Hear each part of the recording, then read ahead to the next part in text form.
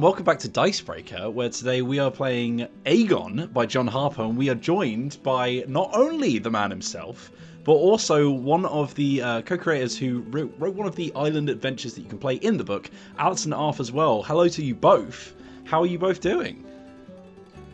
Doing well. Great to be here. Both doing well in the exact same way and the exact same time, which is very impressive. Yeah. So John, tell us a little bit about the RPG that we're going to be playing today. Yeah, this is AGON. It's a game I wrote with Sean Nittner, and a bunch of other lovely people contributed, like Allison. It's a game about mythic heroes in the ancient world. Think Jason and the Argonauts and the Odyssey and the Iliad and that sort of thing. Fast and the Furious, also very important touchstone for this game. Doesn't take itself too seriously. It's a game where you play heroes that have been lost at sea on their own Odyssey. They're trying to make their way home, and they travel from strange island to strange island and fighting monsters and earning glory, which is the main deal of the game. Each hero wants to become the most glorious hero of their age, so you're all competing among your fellow heroes to forge the greatest legend you can. Amazing. And we are going to be playing this with Allison Arth joining us in the players roster. But of course, I'm also joined by Johnny Chiodini, our head video producer. Hello. And of course, Matt Jarvis, our editor-in-chief. And if you haven't figured that out already, and Wheels, we are going to be kicking things off like on the voyage, I think, but we should probably introduce our characters. Yeah, let's introduce our character. Well, let's see. How should we do this for the show? I think perhaps since AGON has a particular mechanic in which once you introduce your character as part of the dice system, maybe we can start on the voyage with the test of leadership. That's one of the first things you do in the game. Between each island, there's a voyage phase where the characters sort of recover and have some time together, and part of that is testing a challenge for the heroes to see who gets to pick, rather, who will be the leader for the next island. Leadership, the main component of leadership is there's sort of two parts. You are free to interpret the will of the gods. You'll receive some signs from the gods for each island you visit. They can sometimes be a bit cryptic, so the leader gets to say what they think they mean. And you also get to lead the group in how you want to approach problems. I think we should fight them. I think we should talk our way out of this, whatever. For the most part in AGON, and particularly for a sort of brief demo here today, the heroes are a sort of pod that goes around challenging stuff together.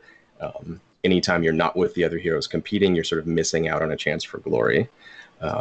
If you're playing, in a sort of longer format, splitting off and doing all sorts of other things is more of an option. But at least for today, we'll probably be a unit. So leadership will be extra important in that case because you'll be deciding the sort of general approach for the group. And there's some little wrinkles around how that works, but we'll get into that in a minute. But for now, we can join our heroes at sea. They've just left some previous adventure. Perhaps they're somewhat bloodied and they spent time recovering below decks. And night has fallen, and the cool sea air is blowing through the ship. Some of the sailors are sleeping in their hammocks on the deck. And the mist that the gods send has descended behind you, obscuring the last island. Forever lost. You'll never be able to return there again, and ahead, even more mist stretches. But ahead in the night sky, the constellations glow, and with each island you complete, if you receive the favor of the gods, they light your way in the heavens. So you see ahead of you this glimmering trail of stardust that you're using to navigate in the night. But the peaceful sea night air is broken by shouts and the sounds of a scuffle. And on deck, a little collection of sailors, perhaps too much in their cups, have started to come to blows, wrestling with each other and rolling around the deck with an amphora, calling out curses back and forth, other sailors have woken up and have started to join in to the melee. It looks as though these two brothers from your homeland are scrapping over the last of the sweet wine of your land. The only one left since you left so long ago, and they're squabbling over whether or not it should be consumed, or who should have it, or who deserves it the most. And all the sailors are starting to get involved. It's just about to reach a fever pitch as the four of you stride up on deck. Surely someone among the heroes can step forward and show their worth and lead this band of squabbling sailors. So we can find out who that is. So, as the Strife player, I establish the scene like I just did, and then I roll my Strife dice, which this is a bit of an exceptional case, but you'll see how it works here in a second. And everything in AGON is rated by a die size. So D4 is the weakest, D12 is the strongest. All of your qualities are rated as dice. Your enemy's qualities are rated as dice. We're going to roll pools of various sized dice. I, as the Strife player, have a way of counting up my total, and that becomes a target number that you as heroes are going to try to hit. So I will roll this here for our test. So there are also 4 domains of conflict. There's arts and oration, blood and valor, craft and reason, and resolve and spirit. They pretty much do what they say. In this case, so normally there would already be a leader. We would have established that in our previous adventures, and that leader may perhaps demand a course of action here that would describe a domain. But in this case, as the Strife player, I'm going to just pick. I am seeing this as a kind of resolve and spirit. Sounds good. Less about honeyed words and convincing them. The sailors are rather drunk, so I think it's more a case of just perhaps intimidation tactics. We'll see how you handle it, but without a shred of bias, that sounds like a fantastic idea. Yeah, I did happen to notice certain characteristics of the heroes here beforehand. All right. So this is an extremely easy contest, not worth much glory, of course.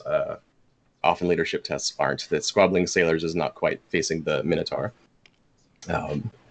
So your target number in this case is only 2, which means you need to tie or beat a 2 to prevail in the contest. And it's only worth 2 glory to the hero who's best. Not the most glorious moment. But so how we do this mechanically is, now that I've established the target number, I ask who among you will face this challenge. And starting with, let's say, we'll start with Allison. She's done this before. You will join the contest by introducing your hero by their epithet, their name. If they're calling on the power of a god, I wouldn't recommend it right now. It's probably not worth it here. And any other qualities, perhaps their appearance in the scene. So who among you will face these squabbling sailors on the deck? I, battle-wise Sophia, will face these squabbling sailors on the deck.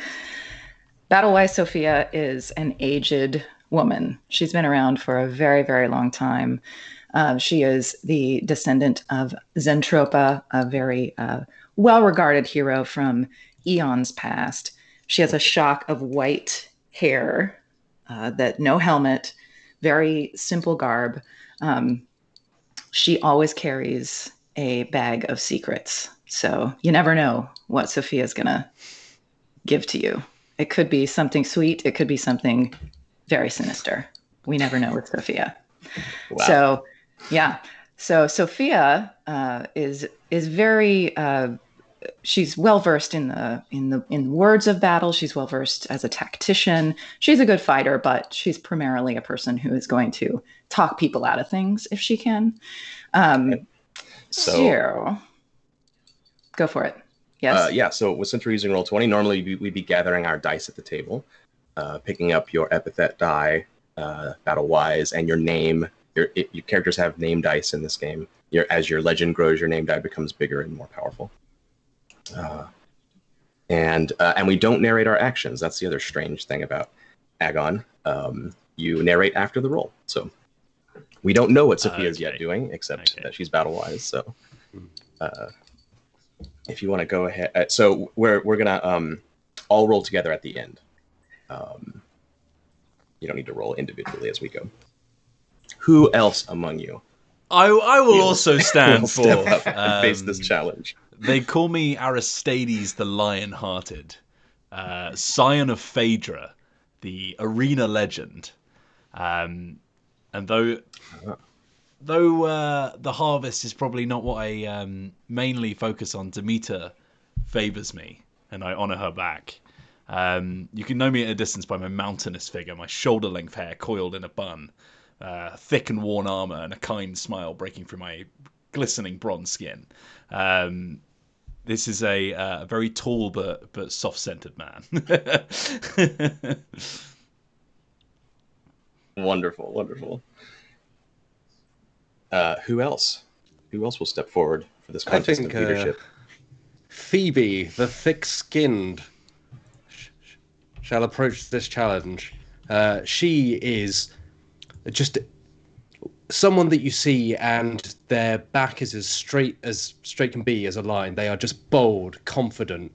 You know, they stride straight into battle. Sometimes, let's say, without thought or without full thought. But ever the optimist, Phoebe strides in, and she wears bronze armor that gleams because she polishes it almost hourly. And if any blood or viscera is spilled on it, she must immediately clean it to keep it gleaming. Nice. When you stride onto the deck here, I'm imagining, is everyone else sort of waking up from sleep? Are you wearing this polished armor? Is it glistening in the moonlight? All the time, yes. All the time. You even not sleep without it. I'm like a second sun when I arrive. Nice. Oh, go on then. If everyone else is having a go, swift-footed Diodotos, descendant of Odysseus himself, with a bit of a chip on his shoulder about it because no one's ever heard of him. It would be really nice if people had.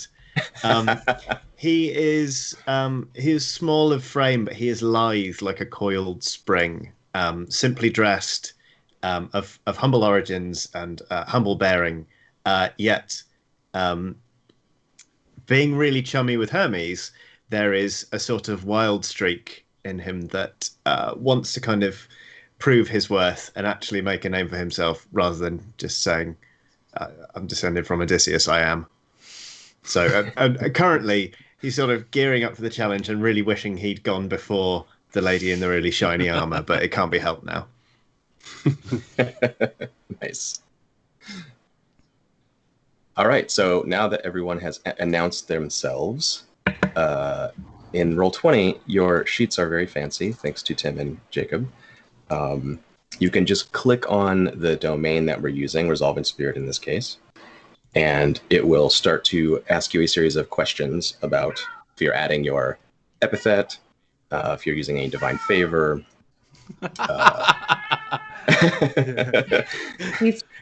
Gulliver is definitely. So that's Domino. He's called to us already. It seems he's yelling down at me. Yeah, it's a call to action. There is a mechanic which, again, this is not worth very much glory, so you may want to husband your resources here. But you're always free as a hero to burn your pathos, which is both a measure of your sort of condition. You take pathos when you suffer harm. In some cases, but you can also burn it as a player. And one of the benefits it can give you is to bring in a different domain. If you say, yes, okay, we're in battle, but I want my craft and reason to shine. I'm using my tactician's mind or whatever. You can burn a pathos to bring in a secondary domain and improve your chances. But in this case, probably not worth it for 2 glory. So yeah, everyone go ahead, and then we'll rank you from least kind of to best. System. Yeah, right, exactly. So we have 1 hero in Aristides, I see. Here we go. Sophia, interesting. So come on. Yeah, so far. So is Is this Who can pooling all of topple the numbers that we Aristides rolled from on the- all of our dice, or are we taking the best result? Heroes take The top their two, top okay. 2. You sum your highest 2 dice. The strife player keeps their highest single die and then adds the strife level. In this case, there isn't any because you're at sea, but we'll get to that. I've been topped. Thanatos. We got an 11. I'm not seeing Phoebe yet. So I shouldn't roll my epithet if I'm not using it. Is that correct? Correct. Okay, I think being thick-skinned here probably not going to benefit me. So I'm just gonna hit none. The only restriction, just to bring that up, it's a thing that comes up among people who play this game all the time. The way we describe it in the book is the player, the responsibility is to narrate its use when you say what you've done in the contest. So if you think that's going to be difficult for you, then leave it out. But there is no kind of overriding GM, permission or anything. You are free to use it and then describe it after the fact. Okay. All right. So everyone has prevailed against the paltry target number of 2. However, one among you is greatest, and that is Deodatos. So the way it works is after you've rolled, the heroes narrate their actions in the contest and the effect that they've had. Whether if you suffer, if you roll below the strife player, you get to describe how you fell short, or the Athena knocked aside your arrow out of spite, or however you want to describe it. If you prevail, then you describe how you contribute to the battle, or the contest rather. But then the player who's the hero's best gets the final word to both describe how they are the best and the resolution of the contest and defeating the problem. So let me take a look here and see. Let's start with Sophia at an 8. An 8. So Sophia, you're prevailed, but you're not best. I'm not best. But I can get the ball rolling, as it were. Indeed. Sophia strides up onto the deck and sees these people tussling, and she merely stands over them and looks very disappointed in their direction. And she says, "Children, please, there's enough wine to go around for everyone. And if you're good, I might give you something out of my bag of secrets." Strong grandma play. Nice. Let's see who is next here. Let us hear from Lion-Hearted Aristides. So Aristides is not just lion-hearted, but his voice roars like one. And after the calm and quite subtle attempt at calming the group, doesn't quite grab everyone's attention. It's certainly grabbed when I come in bellowing, saying, "What kind of nonsense is happening on my deck?" Just absolutely right from the gutter of the belly, just roaring at everyone I can see for some kind of order. So the 2 grappling sailors have become transfixed by Sophia so far, and her grandmotherly energy has given them pause. But the other sailors were yelling and still ready to come to blows. But Aristides' lion-hearted voice also causes them to step back and remember that they are among heroes here. Phoebe is next. Phoebe strides up, and from wherever they may be, in the hands of other sailors or on the walls, grasps 2 flaming torches and holds them close to her breastplate.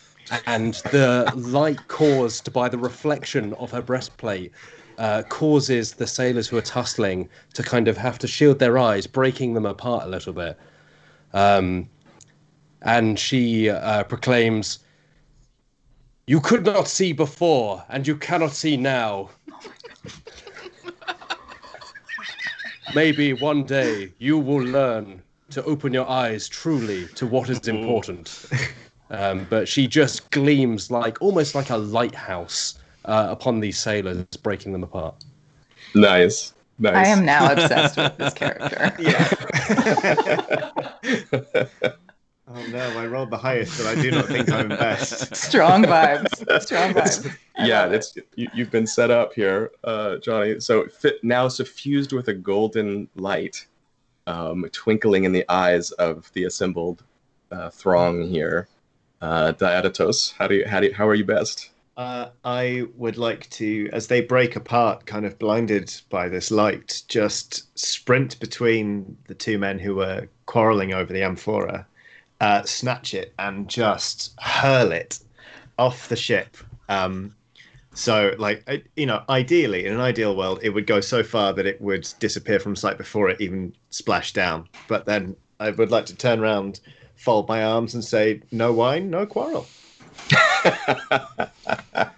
So, with that somewhat King Solomon-like decree that no one gets the wine, eating it off the ship into the mists of the sea at night. Diodatos, you, as the hero who is best in the leadership contest, you may choose yourself. You may choose who among the heroic band should lead you all when you arrive at the next island. Oh wow. I think I'm gonna have to go with Phoebe just because of the breastplate stunt. Like I said it at the time, like I rolled highest, but I was not best. So Nice. All right, so it is said, so it shall be done. Also, you get a little bit of glory for this contest. So the target number is the amount of glory that goes to the hero who's best. So the more challenging the situation, the more glory it's worth.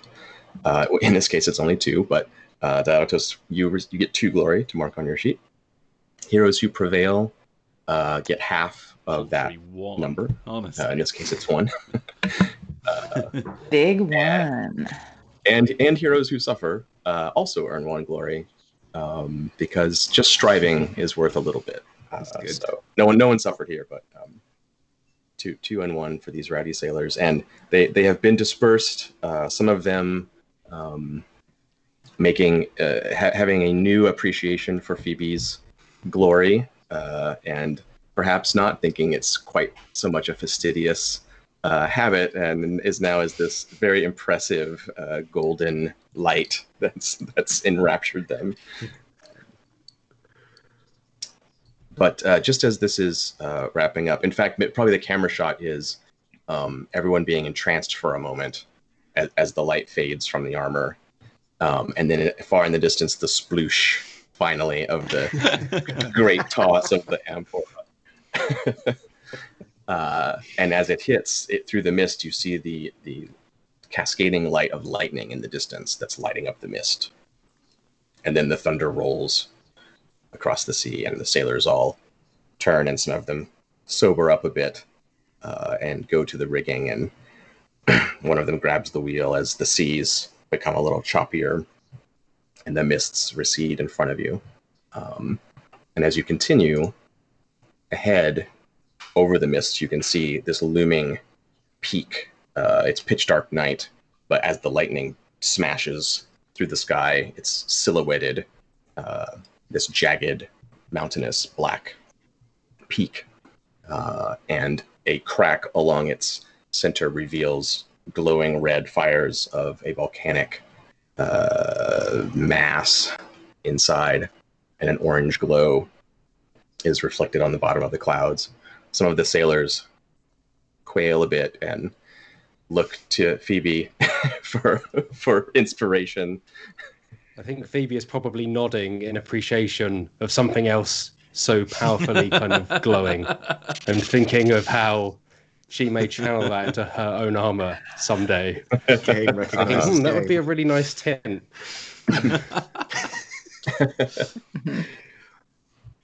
So as they're watching you, and you're lost in thought there for a moment, Phoebe, you see 2 things. that strike you as significant. As heroes lost at sea, sometimes you receive visions from the gods, and it can be in very small and subtle ways that are hard to interpret, or you've heard tell, perhaps it's even happened to you, of the gods speaking directly, or even appearing to heroes and giving commands. In this case, it's the thunderbolts raining from the sky. Brings to mind, of course, Zeus, king of the gods. But as you watch the clouds, you notice that this is not just a thunderstorm that's happening. The lightning bolts are unerringly arcing down into the split in the mountain as if aimed, and they disappear down inside the volcano, time after time after time, almost perfectly striking inside the mountain, as if Zeus himself was hurling them at that target. And you also see a clay effigy of Zeus. Some of the sailors have little effigies of the gods, or place little shrines around the ship to sacrifice and pray to. And one of them has fallen off. There's a set of the 12 Olympians that some sailor has crafted out of clay. And Zeus's has fallen off and shattered on the deck. And laying on it is a workman's hammer, a simple and crude hammer, perhaps that a blacksmith would use, that has smashed Zeus's effigy to pieces. And the hairs stand up on the back of your neck, Phoebe, and you feel that this is a portent, perhaps, of what is to come. So, just for people watching at home who want a little demo for Agon, I, as the Strife player, have a list of signs from the gods here, and Hephaestus and Zeus are the gods for this island. So I'm sprinkling them in, and you have a lot of creative freedom as the Strife player to paint the picture the way you want. And now it's Matt's problem to try to understand what that could mean. Phoebe would probably be like, "By Zeus," and then be like, "Oh, sorry, I received a message by Zeus." And gestures. So the 12 effigies were they out on the deck for all to see? Yes, Okay. There's a little shrine there that the sailors have made. I think she would gesture at them and be like, "This is an omen, and we should pay heed to it." Could I take the pieces of the effigy and tuck them inside my breastplate, perhaps? Sure. Yeah. Are you doing this, or are you making a show of it to the heroes in the group that you're taking this thing? I think I'd probably make a show of it, in order to be like, Zeus will be with us or with me as we go forward from here. Nice. Yeah. Great.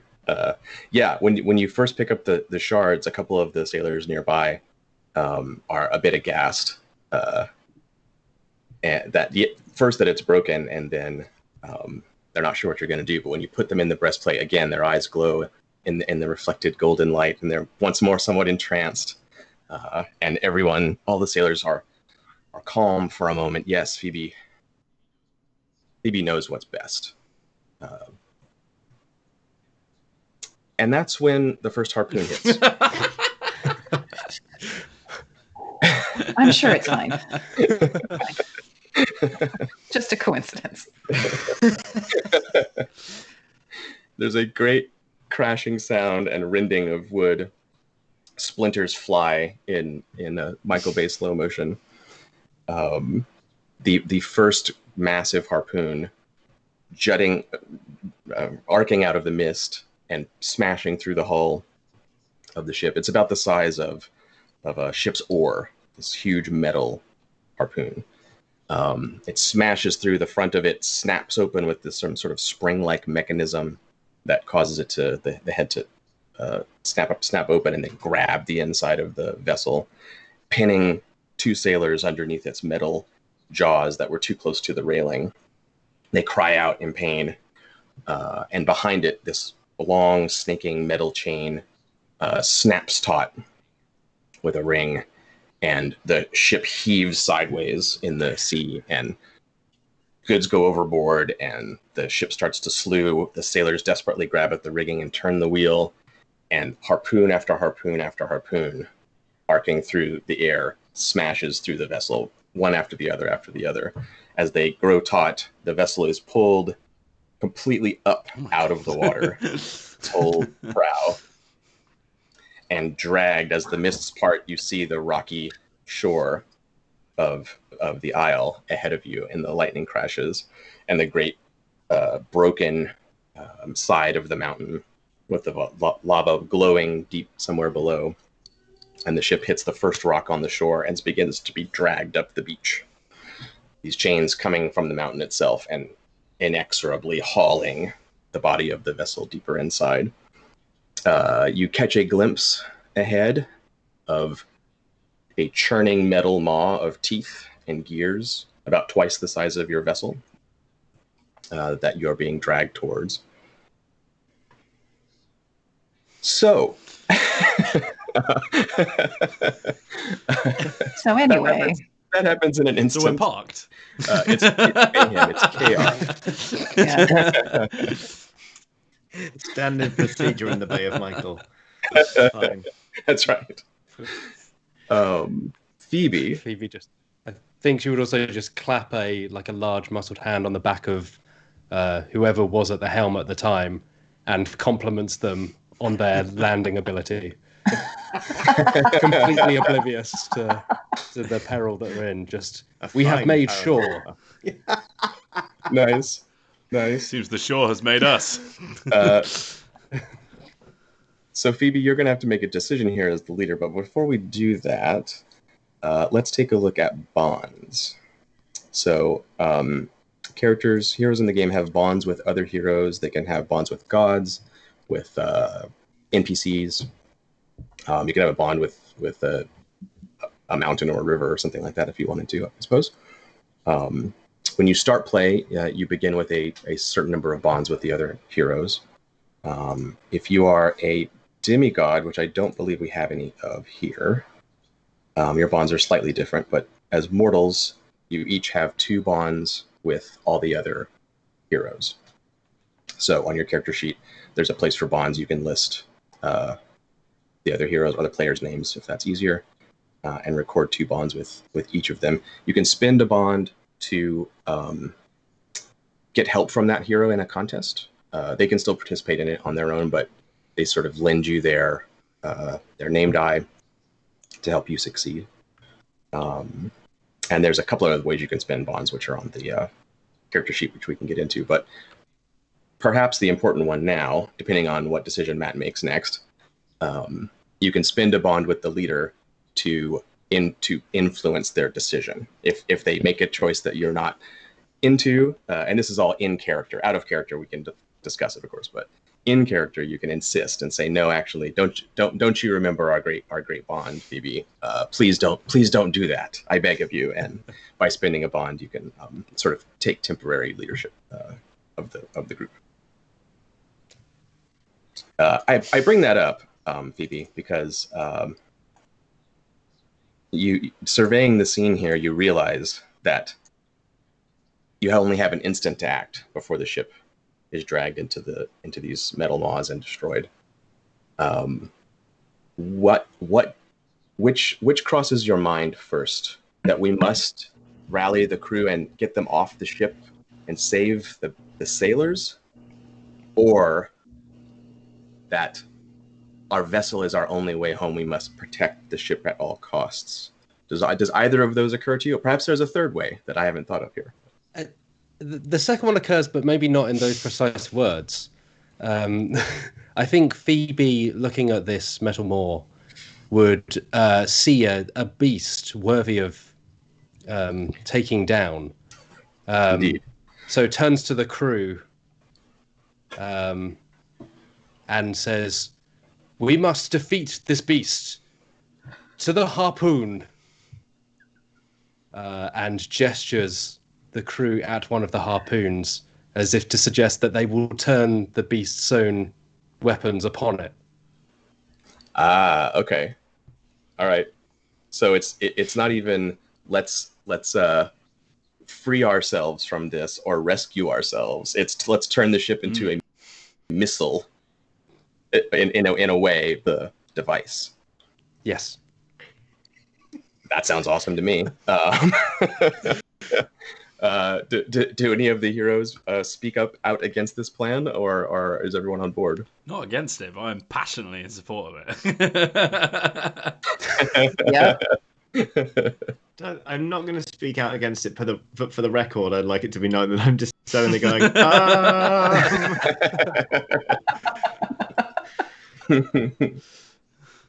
Nice. Well, to me, it sounds like a contest of blood and valor, I believe. Not to escape, not to rescue crew members, but to weaponize the harpoons, rally the crew to do so, and really attack this thing. Right? You want to do damage to it. You're trying to destroy the device. Yeah, exactly. Or at least break it. Yeah. Cool. All right.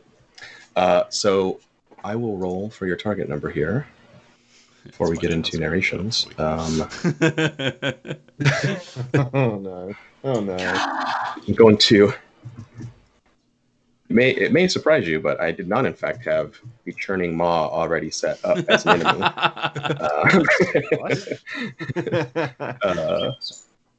I mean, I did, but not to fight in this way. So. That's excellent. Churning maw. So much like heroes, enemies can have epithets and those type of qualities. In this case, it's the metal maw. I've given it churning as its epithet here. In some cases, you might have opponents that have a bunch of different epithets that apply that make them much more challenging. In this case, it's kind of bad enough, so I'm just gonna leave it there. And let's see what we get. Blood and valor.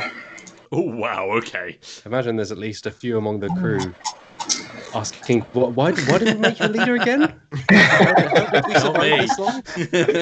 Yes. He lit up. No, If- this is a great plan. If there are any dissenters, they're not speaking up right now. They're all rushing to follow your commands against my target number of 13. Who among you dares to face the churning maw in a contest of blood and valor? Let's start with the leader. What kind of leader would I be if I were to not lead the battle myself?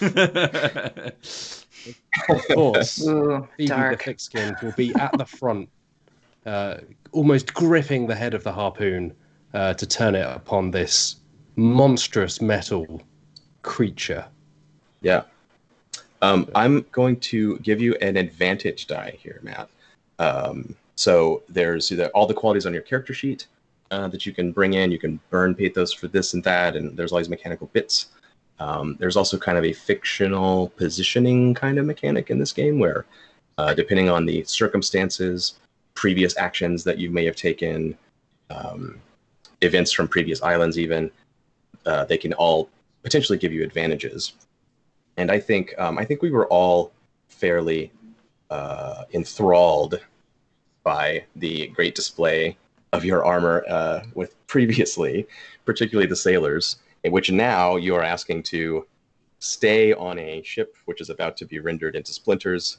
It is a contest of blood and valor, surely, but also it relies entirely on them trusting you in this moment. And I think because of your previous action to dazzle everyone, they're not even thinking clearly about it. They're just inspired by the beauty that you displayed before. So take a D8 advantage die on your roll. When you go through the roll 20 process, it should ask you for if you have any advantage dice. Brilliant. Can I jump in here because I feel like I can give some kind of support in this? And correct me if I'm wrong, but I don't roll in that case. I just lend a die to Matt's roll. Is that accurate? That's right. If you want to, you can sit out and give support.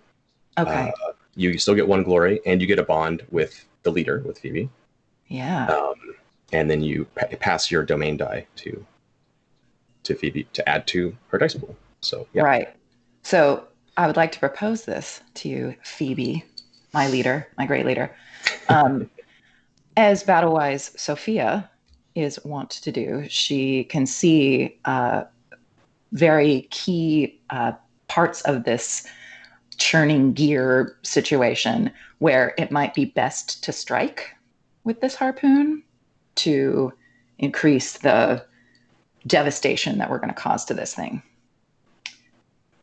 So if you're interested in that kind of assist, I'm willing to give that kind of help. Oh yeah, I think Phoebe absolutely is both thankful and impressed. All right. This is my murder she wrote moment. I'm thinking more MacGyver, to be honest. Just zero in. Yeah, actually, it is kind of more. Yeah, it's MacGyver she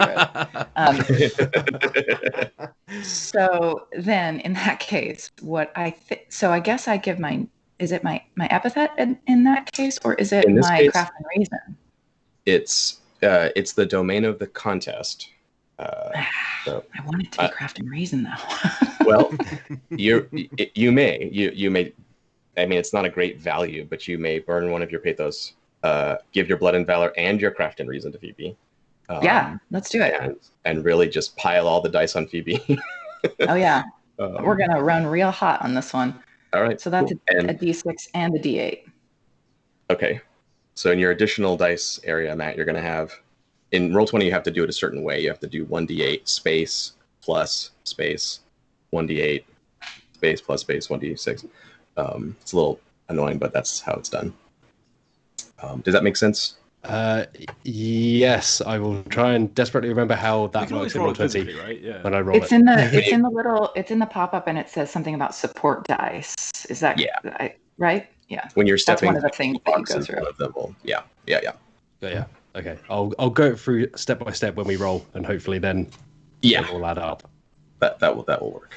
Much like this situation, it will all work out. It's going to be great. And so we don't forget, Allison, go ahead and take you get 1 glory for supporting and staying out of the contest, and then a bond with Phoebe. I got 3 bonds with Phoebe now. Nice. Do I also gain a bond? Does it go both ways, or is it just? It doesn't go both ways. Okay. No, this is a way for bonds are kind of like favors. Stack advantages later. Yeah. Ulterior motives. Exactly. Yes. All right. So Phoebe's in. Who else among you will face the churning maw of the Isle of Spirit? Swift-footed Deodatus reckon I can outrun that thing in my sleep, because it is static and it is lumbering and it is barely worthy of my notice. But I do want to throw a harpoon at it. Excellent. And none other than lion-hearted Aristides, whose father gifted him with 2 gifts: the heart of a lion and the thick-headed skull of someone who likes charging into things. I thought you were going to say the heart of a lion and the thick-headed skull of a lion.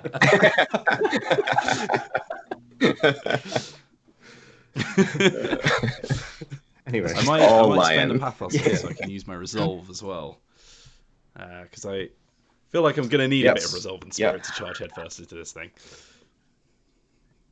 13 is a bit of a high target number in this game. Did I need to declare that up front? Because I think I would also spend 1 pathos to do resolve that's and fine. spirit. Okay, you can do it as you step through your dice. Just mark it on your sheet. Also do the thing.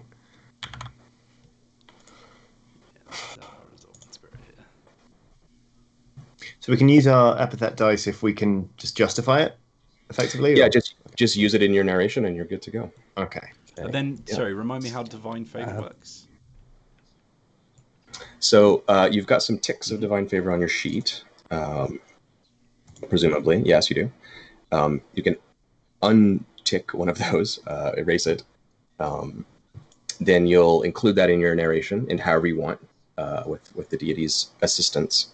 Mechanically, the way it works is players roll all their dice and sum the highest 2. Divine Favor adds a d4 at the end of that process. So it sits on top of whatever you've rolled and adds to that. I'm going to some Divine Favor. Sorry, Wells. Uh-oh. Oh no! Oh boy. Sorry, what were the advantage and bond dice I received again? So it was 1d6 from Allison? Oh no, It was 1d8. The total you have is 2d8 and 1d6, but I think in the little box you have to put them in one at a time. So it's Okay. 1d8 plus 1d8 plus 1d6. Got you. Oof. I have not rolled well. These are not great. Oh Let's be honest. Unbelievable with all those dice. Not a single success for 12. So close. Everyone to get wow. The d8s really let you down there, Phoebe. I'm only seeing sixes. Two of your sixes rolled sixes, so that's still pretty good, but I'm just going through and checking in Roll20 you can mouse over the die result and it'll show you all the dice that were rolled and how they came up. And since this is our first time, I'm just checking to see that you've included all the stuff you wanted to, which you did. The dice were just very bad. I was hoping for the opposite. I was like, please let me have made a mistake. I just need just one. I know, one away. One away, so close. When all the heroes suffer, if one hero prevails, then the contest is won. But when all the heroes suffer, the enemy wins. What's at stake here? So a couple things. First, I should have said this at the beginning. I was rushing and forgot to say. This contest was perilous, which means suffering in the contest inflicts pathos on the heroes. It's probably obvious that it was perilous. Mm-hmm. So everyone marks an additional pathos because you've suffered here. And you may choose to narrate your suffering however you want. We're going to go through the process again. In this case, everyone is at the same level of suffering, but we'll still go in order. And then I am best.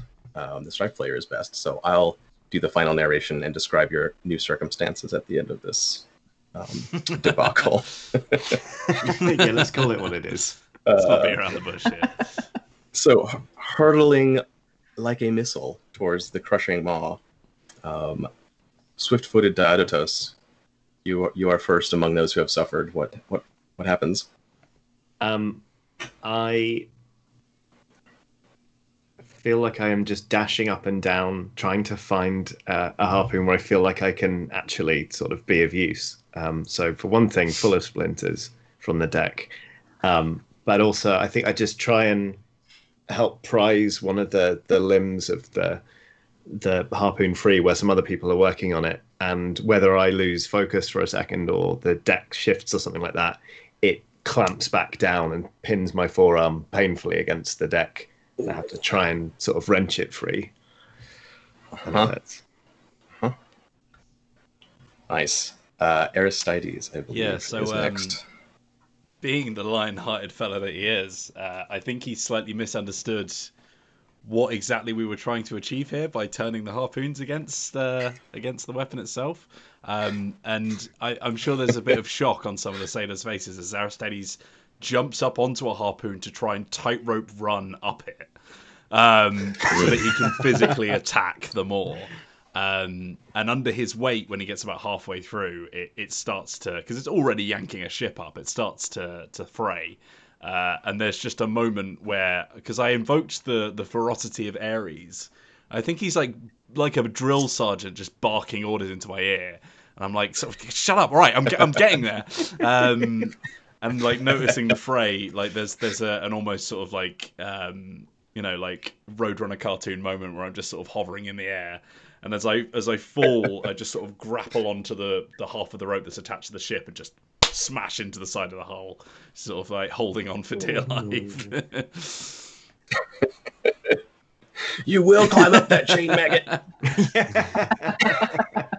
Show me a hero face. And then thick-skinned Phoebe, so close to glory. What happens to you? I think Phoebe, in typical Phoebe fashion, is bold, is confident, but doesn't necessarily think things through before dashing in. and so just goes for the Occam's razor solution, which is to pull the harpoon out of the hull, gather some crew round to do so, but it becomes very obvious that it's stuck fast. But because she is just, adrenaline is coursing through her, she doesn't think to simply maybe push instead of pull. So this harpoon just stays fixed as we get drawn closer and closer and closer. Yeah. Sophia stayed out of this one. It is not damaged by it. So you have a good point of view here. I guess you should say, Allison, like in lending support to Phoebe, what's Sophia's situation here on the ship? I think that she's she's ranged far back from where Phoebe and the team are trying to loose this this harpoon from the deck of the ship, and she's just shouting like directional information that really doesn't help at all. She's like 90 degrees, 37.3 into the density of the block. Spends 2 minutes just like this whole yeah, exactly. She's like the parent at a sports wind factor and all that kind of stuff. Yeah. I love it. So she's just shouting, and it's just being whipped away by all of this noise and the grinding of the wood inside these gears, and it's not helpful. Not helpful at all. Growing more disappointed. Yeah. As she sees these people struggling so terribly. Grandma is still very disappointed in everyone. Grandma is disappointed in everybody. Yeah. So yeah, one of the last thing we see before we fade to black here is the shocked and terrified look on the sailors' faces, especially those that are pinned at the prow, as the ship is inexorably drawn into the maw and rent into splinters. The cries of those that are trapped within its hold echo as we fade to black over that scene of destruction and carnage that occurs as the heroes fall short. Well, that went well. Good job, everybody.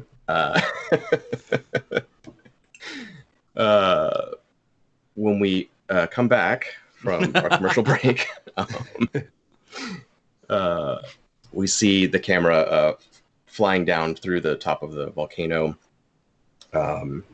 seeing this like huge bore shaft that goes down through the middle of the volcano that's carved as if by a huge auger, stretching down deep below the earth, lit by flowing lava, all supported by this superstructure of metal bits and pipes and wondrous mechanisms that what must have been made by a master craftsman. And far down below, the churning continues. You can see dust and debris and rocks being spit out from this continuous downward progress of this great machine. And as the camera arrives further down, about at the level of the maw, we see on the backside of it, the huge gears have come to a stop, and bits of wood and other evidence of carnage are strewn all about this metal structure that's in place to catch debris and materials, which is about twice the size of your vessel. And these brass spider-like creatures with wind-up clockwork components are skittering all about, meticulously picking up. One is picking up only bits of metal, one is picking up similar sized pieces of wood and stacking them neatly with their little spider-like metal legs. And slowly but surely are cataloging all the parts and putting them in these bins. And this area is mostly cleared and is starting to be sorted. There are many of these mechanisms, dozens of them, scurrying all about. And we see the figure, the shadow of this figure standing, watching them from the caves, an opening in the cave wall, squinting and looking at the thrown bodies of the heroes and some of the surviving sailors. There aren't very many. There's only a few that made it. The three of you that suffered, knocked unconscious, coming to light and sound swirling in your vision, and Sophia perhaps it's tending to one of them. Who do you rush to first after you clamber past the maw? I think I'm going to rush to Phoebe first, knowing that I want to tend to everybody, but I can't get to everyone all at once. But I'm going to open my little bag of, this is flavor, everybody. Yeah. Open my little bag of secrets and unwrap this little muslin sack. And I have these little crystallized honey candies that I just gently place on Phoebe's tongue to kind of like give her a little bit of a sugar rush and wake her up. I'm just imagining ancient Greek Werther's originals. So, exactly. You're picking up what I'm laying down. Nice. And I'm just rousing, saying, "Oh, wake up, dear. Wake up. You'll be fine. Just hop up." I think as Phoebe would awake, because obviously she appreciated your encouragement of the crew, and ever the optimist. She kind of, once she's roused by these ye olde Werther's originals, kind of gets up, brushes herself off, nods curtly and thanks, and just gets to her feet, is essentially dusting off, and is like, right, what's next then? Almost that kind of mentality of let's recover from this, incredibly bad incident and just continue on. Mm-hmm. I'm going to hand you like another piece of muslin from my bag so you can start shining your armor. Just get all the very much appreciated. debris off. It is in quite a state. It is in quite a state. It needs attention.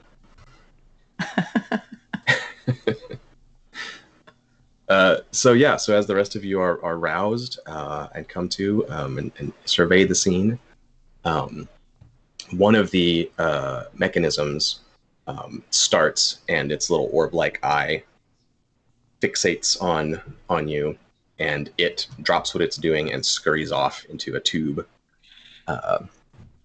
And slowly but surely, the other mechanisms stop what they're doing and also scurry away. And you hear clanging and banging and steam hissing through the pipes. And once the scene is somewhat clear, people start emerging from the caves nearby, and they're all in really bad shape. Most of them are in tatters. They're limping from injuries, possibly sustained by having a vessel dragged into a great crushing maw. There's nothing to and they're yeah, I mean, who knows exactly, but a wide diversity of people from different lands, all marooned here, like you now are as well. They come staggering out, and at their head is a broad-shouldered man with a great beard, wearing a leather apron, and it is emblazoned with the symbol of the great smith Hephaestus on the chest. He has some tools, a hammer, and other things like that, and he doesn't quite look like he's in as bad shape as everyone else. Looks like maybe he is doing okay. He's still broad-backed and muscled, not as sickly looking, but he's clearly sort of leading these people out of the caves, and they're looking and listening, and he cautions them for a moment until the sounds of the mechanisms recedes, and then steps forward. And he says, "I am Aratus. Please, great heroes, forgive me. I could not stop the device. I have been trying. But it is beyond my ability. Eusebius's genius is greater than mine, and he kind of looks askance at the great bore shaft and whatever is happening down there. And the other marooned lost gather around, and you can see back in the caves some that can't quite make it forward. They're leaned against walls. Some of them are on pallets. They're in very bad shape. He says, "This cursed thing, it only exists to feed his madness, to feed that damn device, boring ever downward to Tartarus itself. But I had a hand in this, you must know. I was fool enough to help him. And so, what has happened to you, I will take the blame for, not them. Whatever justice you have to mete out for your suffering here, let it be on my head." And he walks forward and kneels in front of you. I would like to pick him up. Oh, no, Phoebe. sorry, carry on. I was going to say I would like to pick him off of his knees ahead, and say, forgiveness is as heroic as a battle charge, my friend. Nice. He's taken aback by this, and there's a glisten of almost tears in his eyes, and he looks at the rest of the heroes for any sign that you hold ill will towards him. Right in the face. Bill for the old forgiveness. Wow. No, I Bait and just kind switch. of shrug. Yeah. I think Phoebe would stride forward, as she always does. It's her default movement saying, striding. Obviously, once she has finished polishing appropriately, and hands the muslin back. And then just holds out an arm for the appropriate greeting with this smith or engineer, as it were, and just makes it very clear that, they're essentially all in the same situation now. So it is their task to work together to overcome this as one, rather than as individuals. It's a very rousing speech. Nice. Get a hearty pat on the back from. I think a contest of resolve and spirit is in order. These people are obviously in very bad shape. They're not necessarily ready to just get right back in the saddle. That's fair. Aratus clearly has given up hope that anything can be done. The Maroon people they feel doomed. But yeah, perhaps the heroes can have a chance to rouse their spirits and get everyone back on their feet. So Phoebe not great at reading a room, as it turns out, or indeed a boat being dragged towards a moor.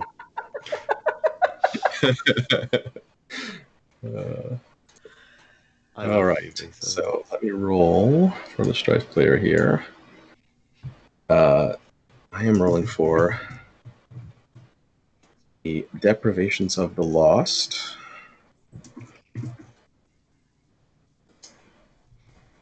Which is...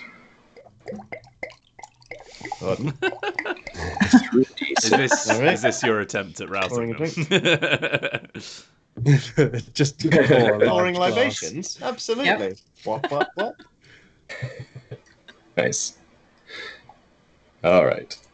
The strife level. So this is a mechanic in the game, and this contest perhaps bears on it. Each island that you visit is plagued by strife, either from the capricious gods, the folly of humans, or bad luck. And it seems as if the gods, as they lead you with their constellations in the sky, inevitably take you from place of strife to place of strife to place of strife, expecting you as heroes to right what is wrong in order to earn your way back home again. And so the strife player gets to add a flat bonus. It's almost like divine favor. I don't roll it. I just get the best number. I add that flat bonus to my rolls, and that's called the strife level. The strife level can be, by default, is +5, but it can go down, and it can also go up.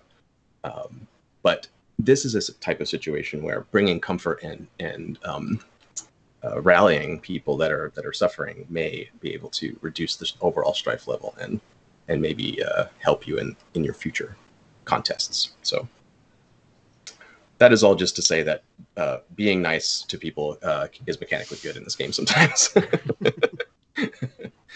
All right, so let me roll my target number. I rolled pretty well, actually. I have an 11. Around, is it? Yeah, things are very bad. Yeah, right now it all seems lost and hopeless. But who among you would dare to face a challenge of resolve and spirit against the doom and declarations of the lost? My lion heart will see us through this. All right. Aristides is in. Yeah. Who else? I mean, I've seen everything before, so I can get anybody up and at him again, if need be. Mm-hmm. This is a case where adding a domain, maybe?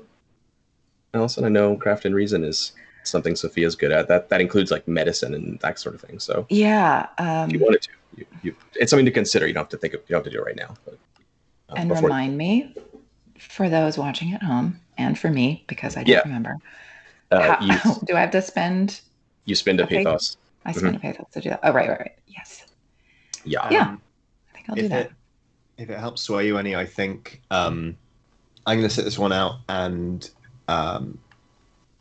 help Sophia out. All right. Nice.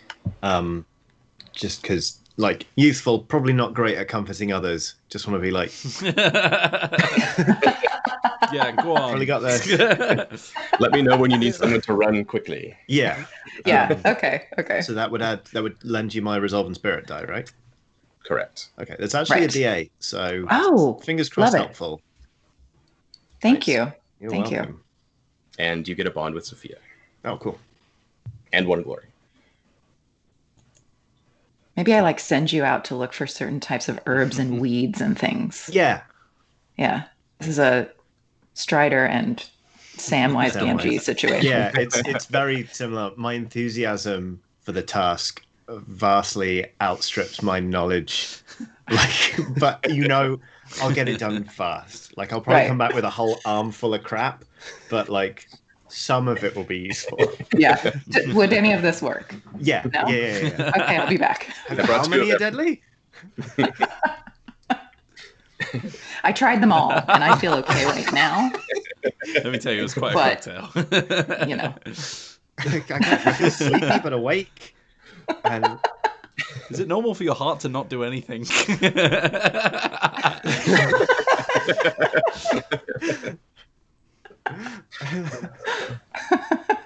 Matt, it's not beating, it's just a dial tone. Sorry, carry on.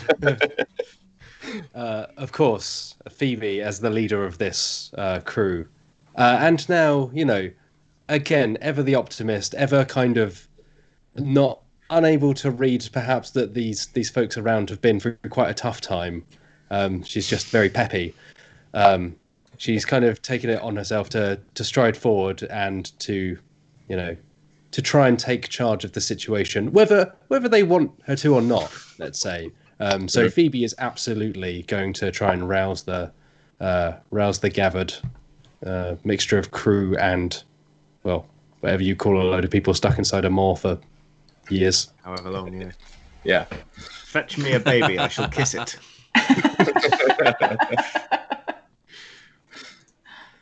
All right, let's roll for those who are rolling. Let's see who's best. See if all is lost after all.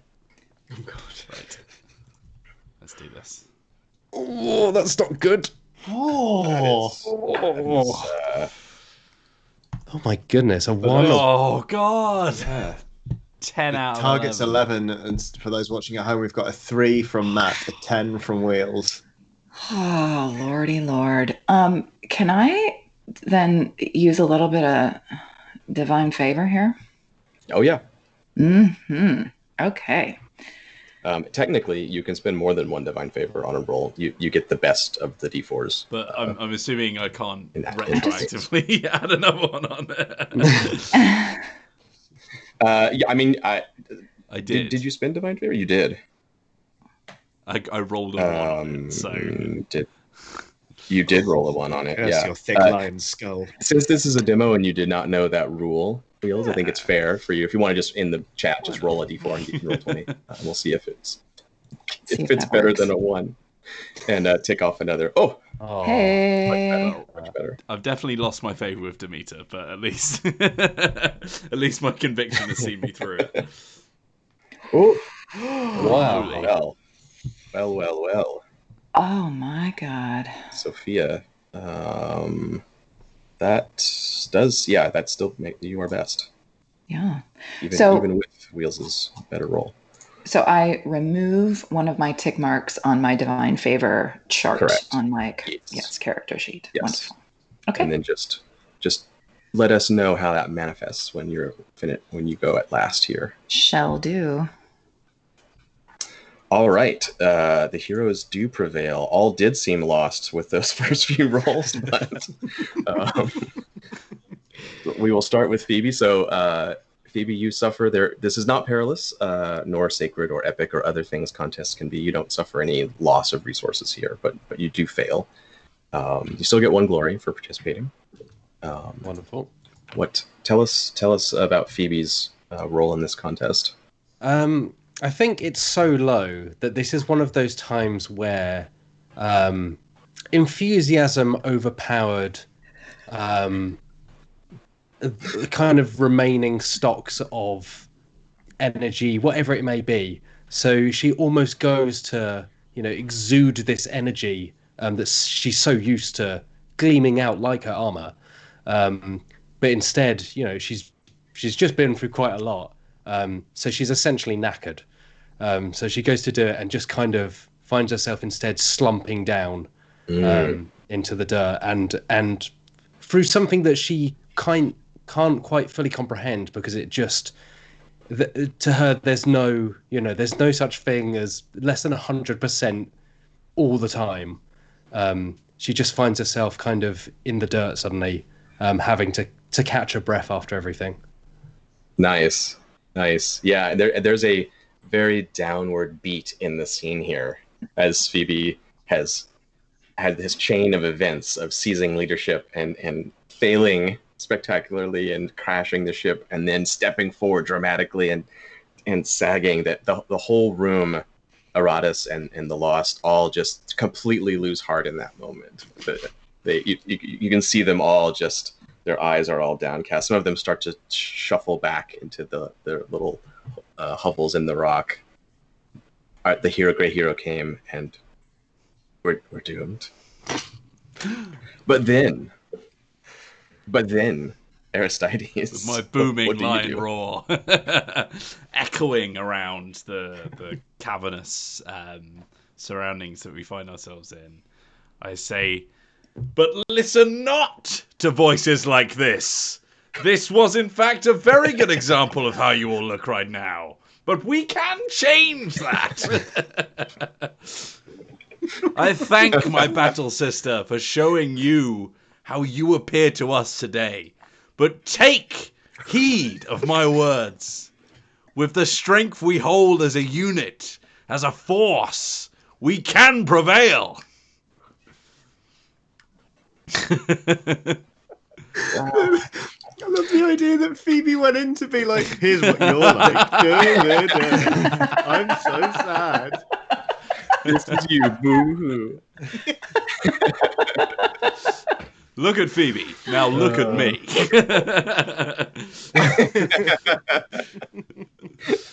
Nice. That's great. And then, finally, Sophia, you are best. How do you win over the people here? So, battle-wise, Sophia, having seen so many things in her very long life, looks about the room and listens to Aristides' glorious speech, and just on the tails of the echo of his voice, starts singing a song. And she starts like a hum, and then it slowly grows in volume, and hopefully people start joining because, it's something like a lullaby that everyone knows, and it's very soothing, and it helps people kind of come into themselves and be ready to maybe move forward in their lives. And at the same time, since good old Diodotus out running for various healing herbs and all of that kind of thing, hoping that it works, and if not, it's fine, because what a nice little fellow that guy is. So he's very helpful. We appreciate it. Weeds on the floor. Yeah. I got some more. Yeah. And slowly starts to tend to the various ailments that all of these people have, calling on the divine favor of one Hecate, who can help her with healing and knowing what people are going through, and giving her that kind of wisdom around plants and herbs, etc. And the reason she has that is because she is a descendant of Zentropa, as I mentioned earlier, who was a devotee of the great witchy goddess. I almost forgot that I spent my divine favor, Nice. so I think maybe upon hearing that tune, as a very rare occasion, I doff my helmet, and with the conviction of someone who isn't very good at singing but will do it, join in. I love it. Nice. So Hecate is present in spirit, and which deity did you invoke? Demeter's conviction. Demeter. Yes. Nice. Yeah, I think, especially because you're best here, Allison, you do start to the song immediately gives comfort and familiarity, reminds people of safety and their home. Aratus also joins in the song, and slowly but surely those who can gather. They bring those who can't walk out, and there's a little kind of triage situation set up so that Sophia can minister to each as best you can, soothe pain and set broken limbs and things like that. And over the course of the evening, what little meager scraps of food and wine and stuff that people were able to salvage from their wrecked vessels come out, and there's a kind of pseudo normalcy that no one has had since their shipwreck. It's still dire. You're still marooned on an island, but you can see and the occasional smile from someone's face. And you, Sophia, feeling that perhaps your ancestors have mentioned to you as through the generations, the notice of the goddess. Hecate has turned her eye upon this isle, perhaps, and is watching over what happens here. That sounds good. It depends how we do. It's like when you I have a lot of when hope. your significant other comes to watch you play sports, and then you absolutely stack it. So mechanically, Allison, what that will mean is you may, if you choose, make a contest sacred. So that if you fail, you have to burn a divine favor. But if you succeed, Hecate will grant you divine favor. So there's a little bit of a gamble here because the goddess is watching, and anyone can do that. Now that Sophia has attracted the attention of Hecate, if you want to gamble with Hecate's favor, and perhaps Wrath is also a mechanic in the game. Yeah. So if we don't have any, that is now. Is that where Wrath would come in if we were to lose that? Or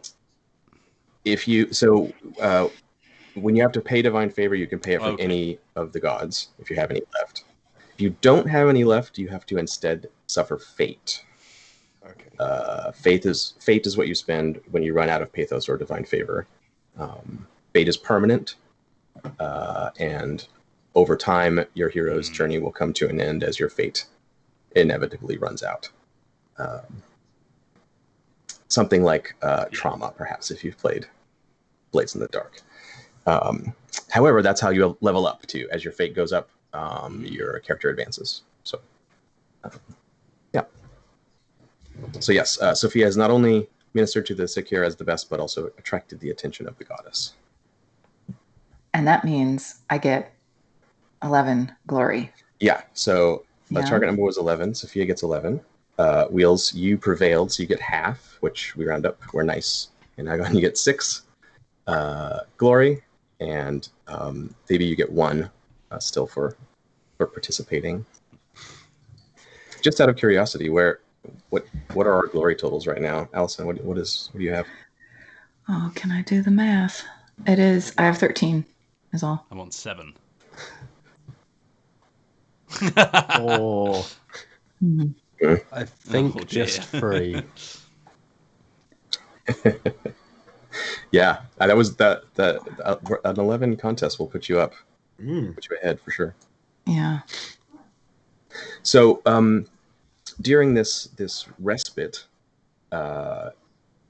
Aratus is emboldened and comes to you with a sheaf of notes and some scrolls, various boxes of bits and pieces, and lays them out. And I'll gloss over it a little bit since we don't have tons of time. But he tells the tale of the construction of the great drill, and how Casibios lured him to this island with promises that he would share his arcane knowledge of mechanisms and clockwork,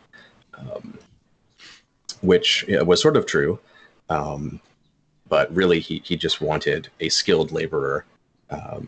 And the first thing they constructed was the maw, which was a way to get raw materials and maroon others here to add to the labor force before they could build the spidery mechanisms, which now have taken over.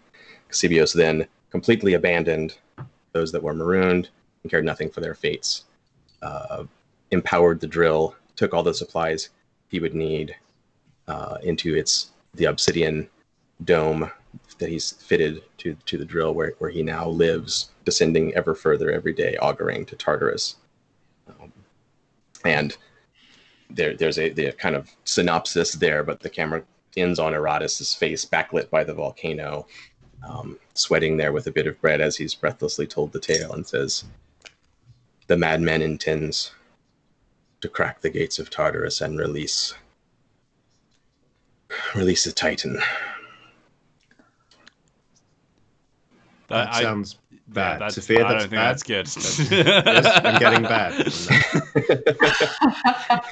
He says, Sophia?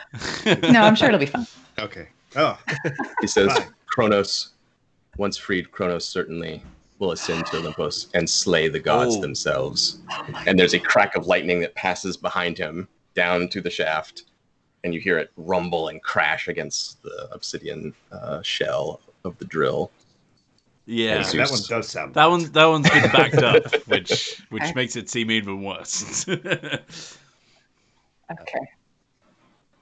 He says, "I know of no way to stop that terrible thing, but it may be I steered." lay a hand on his shoulder and say, "We will find one, friend."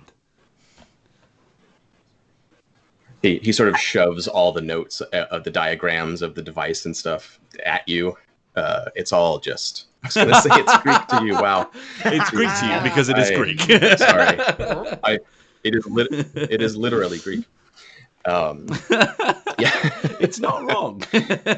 But yeah, he shoves it forward and says, "If any of this could help, we know we may rely on you to do what's right." And some of the marooned kind of glance nervously back and forth because they're like, you can see written on their faces, they're like, these people were helping us. I thought they would just help us escape the island and we could leave now. And now Radis is like, no, you must stop the drill. And some of the marooned are like, just help us leave. Don't do that. You can see it on their faces. Like, please don't go down there. So we're next to the kind of the hole that the drill has descended through. Yeah, there's this big superstructure over the opening of girders and bits that support the drill mechanism, but you're right there next to it. You can look down into the bore shaft from here. I think once Phoebe has kind of recovered a bit, partly thanks to Sophia's rousing song, and taken some time and listened through this story, kind of jumps to her feet once again, fully invigorated. Is like, well, what are we waiting for? And almost goes to jump down the hole, but probably is caught by a couple of crew, and almost forced to just take a second for once, to consider that maybe plummeting down a hole after a drill is not the best approach. She's right. What are we waiting for? How many of you jump immediately into a volcano? Yeah, I think it takes significantly more crew members to hold me back. I hear Phoebe as the leader recommending this plan that you immediately jump into the hole to face the drill, but which is fine with me. But you all should decide as a group what the course is here. If they start heading toward that bore shaft, Sophia is gonna say, hold your Trojan horses here, people. This is not. You're welcome. You're welcome. Sophia does not want to jump into the hole immediately. So I feel like we could maybe find someone among the marooned individuals who maybe knows how to read these documents, or maybe one of us is smart enough to decipher these documents. Perhaps. Perhaps. Yeah. So if the intention of the heroes is to, in fact, oppose Cassibios and the drill, stop him from freeing Kronos from Tartarus, if that's the general goal here, it seems like a good thing to do. But certainly just choosing that over the immediate rescue of the people, like this is taking precedence, is I guess the decision we need to make as a group here. But if that's the case, what we could do to kind of finish off our demo session here is to go into a final battle against the strife of the island here. And a battle is a 3 contest situation, kind of a beginning, middle, end kind of format. And Allison's suggestion is a perfect example of kind of the initial phase, the initial clash of the battle is maneuvering for advantages, trying to position yourself with what you need to face the challenge. So that would be a thing that perhaps Sophia would do with the documents, and each of you gets to pick how you're going to sort of ready yourself for battle, and make that initial move an engagement roll, perhaps you might call it. So if that sounds good, we can jump ahead, kind of do the finale of the island here. And yeah, so the first part of a battle is the clash, and each hero gets to freely choose the domain you want to use, which is not the typical way of the game works. So you're like I said, you're kind of making a plan. You're making an initial move against the enemy, probing for weakness, gathering information. You might even be dispatching some of the opposition between you and your goal. It's up to you which domain you want to lean on for that. Otherwise, it's a standard contest that I will roll for target number 4. So let me get my enemies here. Can we just get consent from everybody that this is what we want to do? We want to Yeah, Us yeah. speed I drill. mean, even Oh, yeah, even in absolutely. character, Okay. I think Okay. Aristides is like I think he hears the sort of dissent of why aren't we just running away from some of the people that we're helping, and he pipes up and says, if you run away now, you'll get yourself 1 day away, but 1 day from a Titan is barely a centimeter if they've been invented yet. Probably not. I like that. I like that. They were more of a Roman Yeah. thing, weren't they? But yeah, no, it's yeah. I'm all for plan. Plan, kill, drill. Let's get the drill. Yeah. Yeah. Phoebe. Yes. Yeah. Love Phoebe's been talked back from the hole, but is just absolutely, is pumped to take on the drill because it's the heroic thing to do, of course. So whatever it may be, whether it's jumping down the hole or whether it's looking at these pieces of paper. It doesn't The matter. end goal is what we're all Win. after here. He's It's what ready we're to all go. agreeing on. Oh, sorry. It's all the same to Phoebe. Read a scroll, jump in a hole. Nice. So, to enter this battle with Cassibios is an epic foe, one of the greatest, perhaps the greatest genius maker of the age. Epic foes cost a pathos to enter the contest against them, so you spend it up front just to push yourself hard enough to contend with a foe so great. And in the battle, that's 1 to enter the battle. It's not 1 per contest. That would be pretty punishing. So yeah, everyone needs to burn a pathos. Everyone who wants to participate in the battle will do so. Mm-hmm. And then I will roll for the clash. And because of your ministrations to the Islanders, I'm reducing the strife level to +4 from +5. Things are actually better here a little bit. Your people's spirits are buoyed. You're not feeling quite as doomed as you were before. I never feel doomed.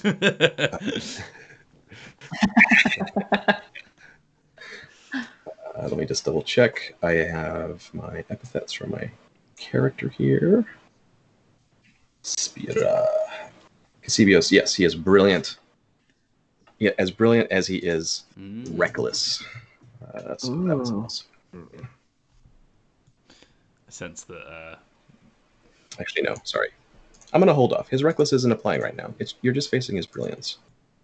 Reckless may come in a I'm sure moment. we'll provide plenty of reckless on our end.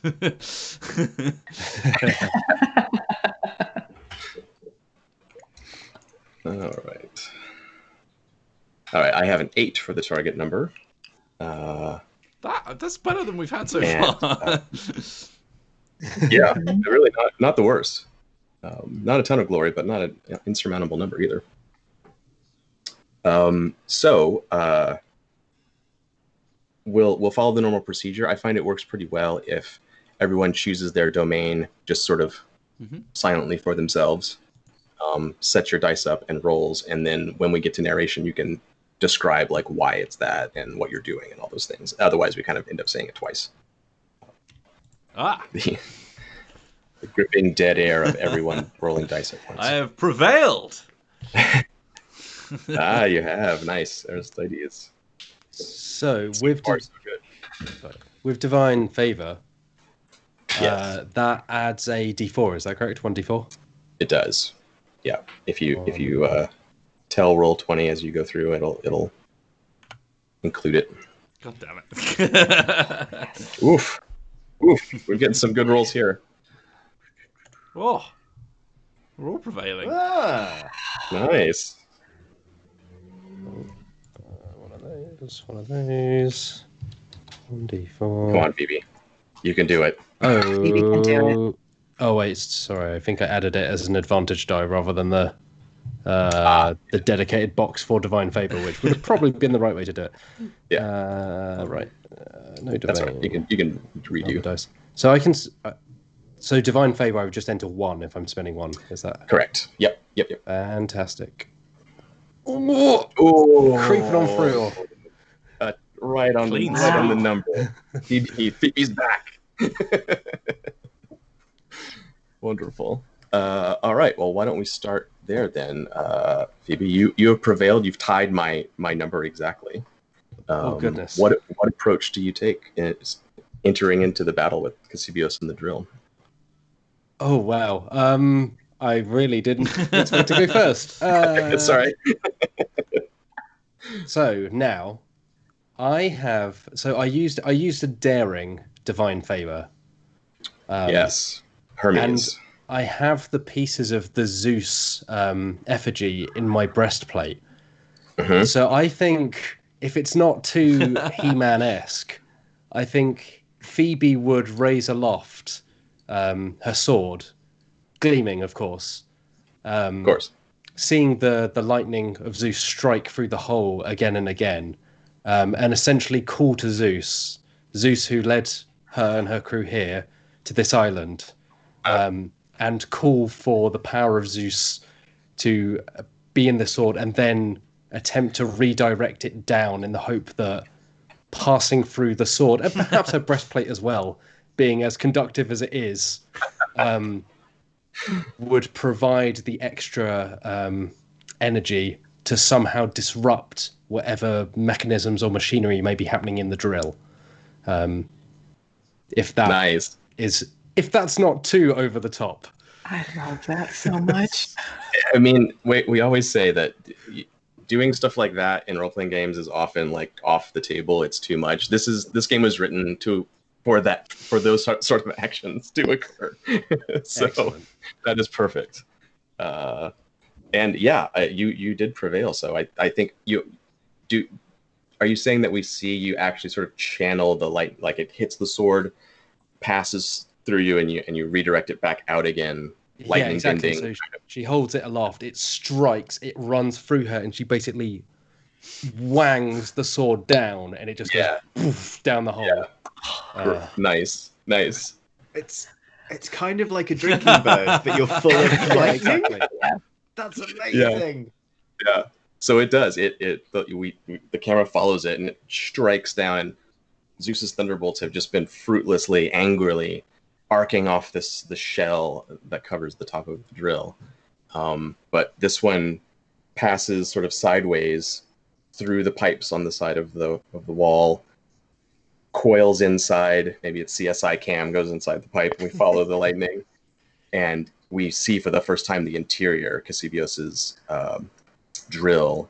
And for some reason I'm picturing almost, this is a little like anachronistic, but the interior of the Nautilus from 20,000 Leagues. This like well-appointed, not Victorian, it's a little too much, but just very well-appointed sort of salon in here that Casibios has made for himself with all sorts of luxuries. And the lightning bursts out, smashing mirrors and sending crystalline wine goblets everywhere, and starting a fire. A tapestry gets caught on fire, and we see for the first time Casibios, wild hair, wild-eyed, dressed in finery, gripping this large steering mechanism for the drill, and he's thrown sideways and elbows it in shock. And as we watch Phoebe's lightning move, you see the drill like buckle and like start to crash sideways into the borehole. Instead of going straight down, it starts to drill slightly sideways and auger the earth back up through the shaft. Things are going awry down there for sure. I'm picturing Dr. Emmett Brown.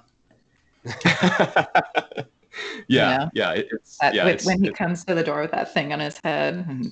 He opens the door, yeah. Marty.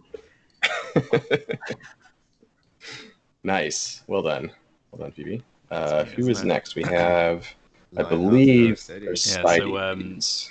Aristides sort of utilizing the strength and numbers that we've amassed for ourselves by igniting these people to, like, under a battle cry, sort of cheers out and surges them forward. And so I've chosen two domains here. So that was the sort of spirit and resolve part of that action, but I've also put Blood and Valor in. So as he steps forward and sort of crests the precipice of this great moor in the earth, he sort of unsheaths a javelin from like a pouch that he has on his back and just launches one down, and it doesn't hit our foe, but it just sort of like slams down into the floor just next to his foot maybe, and just starts right next to him. It's just like, we've arrived. Yeah, I think it's right at the moment he's recoiled from this fire and the lightning coming into the room, and he jumps backwards to right the drill, but instead the javelin comes through and he's recoiled again and can't stop it from shuddering against the wall and starting to almost drill sideways. Nice. He curses, he yells Aratus. He assumes that that's who's responsible. Not you hear his quite. name echoing up through the shaft. Nice. Deodatus. So I feel like, so I use my resolve and spirit for this. I feel like maybe he's been picking his way through and picking out some of the like the quicker, more nimble people who are maybe not in such a beaten up shape from among the kind of maroon survivors. I also spent a point of conviction with Dimitar.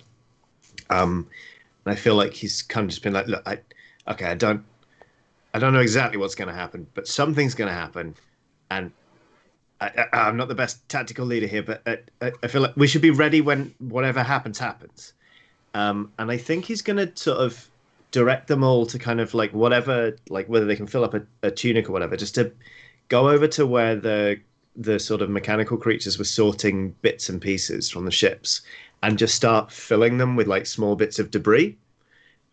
So they've just basically got like a load of small and like maybe slightly larger hunks of metal, and are just kind of like, all right, I assume the old lady's going to tell us what to do with these at some point. Like kind of like, yeah, that. Nice. The gathering missions are going well for Deodatus so far. Yeah, he's like, oh, that went well last time. What else can I find? Well met. It's like an epic version of Scrap Heap Challenge. That's right. Oh, what a reference. The scrap heap is actually what it's called in the island right up. So there you go. Oh, great.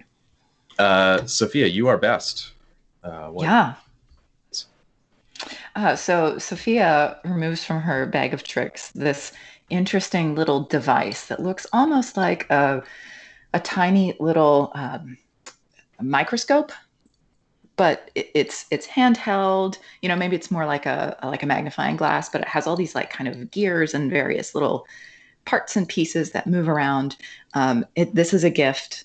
I used my divine favor with Hephaestus, the king of ingenuity. So Yes. This was a gift from his forge, and I take the documents one by one and very quickly scan them with this cool device, and it translates the Greek, as it were, into something that Sophia can understand. She can see, how this thing is built. There's diagrams, there's schematics. She figures out where the kind of breakpoints are in this piece of machinery. So she's able to shout out some directions to Deodatus and his band of people throwing rocks, essentially. It's very high tech and low tech all at once. It's beautiful moment. Yes, it's retrofuturism. Exactly. So as we have our incredible heroes with our lightning imbued swords and our great shots with those javelin coming down to get trash, don't forget. I know. But as we have this, we also have our bags of trash and sticks and rocks and various things that start showering down. And I'm guiding in this way. Like here's the mechanism that drives it, and here's the whatever it is. You get it. Nice. So you're using this stuff to like gum up the works Correct. Yeah, and I used craft and reason. I should have said that earlier. Yeah, nice. In combination with ingenuity from Hephaestus. Nice. So yeah, it having drilled sideways and gotten off its axis, and Cassivios goes to right it, falls back from the javelin, and then stamps out the fire that started inside, and we can hear now the auger like start to free itself and want to right itself like a gyroscope, almost back dead center down again. But as it starts to do so, the first little plinks of metal and debris fall, and he ignores them completely, but each is being sent through a vent that is releasing pressure or into some fine gears that control the steerage of the device, and slowly but surely the whole thing starts to shudder, and the auger comes to a stop. And Cassivios, wide-eyed, looks up and steps over from under the obsidian shell. A bolt of Zeus's lightning crashes, and you see him down there lit by the lightning, and he looks up into the faces of the heroes, just wide-eyed, and the whole thing starts to shudder around him. Can Sophia then give the go-ahead to our very brave heroes who want to jump into that hole?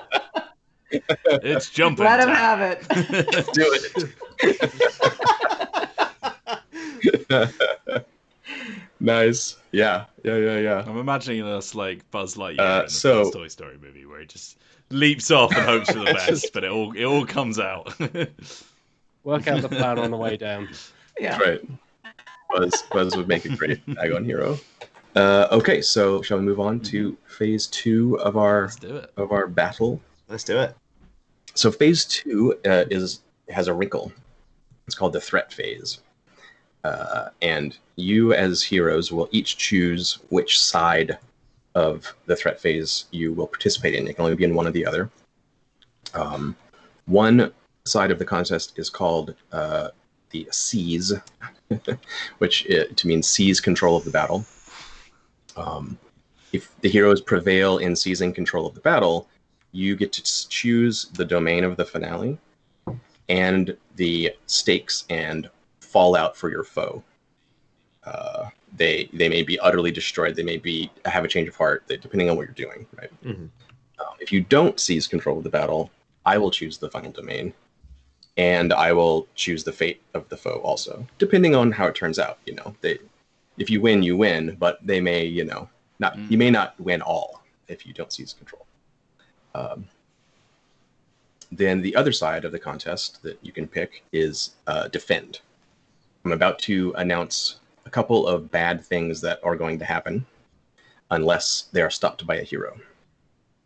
Any hero who prevails in the defend contest may block one of those bad outcomes from occurring. So the threats that I propose, given the current situation with the stopped drill and the invocation of Zeus, all of the titanic powers that are being funneled into this small space that was not designed for this. You've exceeded the specs on the boring system. So one of the threats is that the drill does shear through the side of the bore shaft and brings the mountain down, killing all those who are marooned here, and including Aratus. So that's one threat that someone could try to stop. The other threat is that even though it has not reached the gates of Tartarus to free Kronos, in the destruction of the mountain and the stopping of the drill here, the debris from the superstructure and the drill itself will fall and put a crack in the gates of Tartarus that over time may grow and lead to the escape of Titans. So everyone dies is one, and crack in the gate of Tartarus is the other thing to defend. And therefore everyone, yeah. I mean, later. Die now, die later. After they've done with killing the Olympians. So each of you can choose if you want to be part of the seize control contest or the defend contest. I mean, I'll be honest, John, when you initially gave us the choice of seize and defend, I thought, who's going to defend in this squad? But now I think I will pick up my shield and stop these innocent people from being slaughtered by our own actions. I think. Yeah, I think I want to.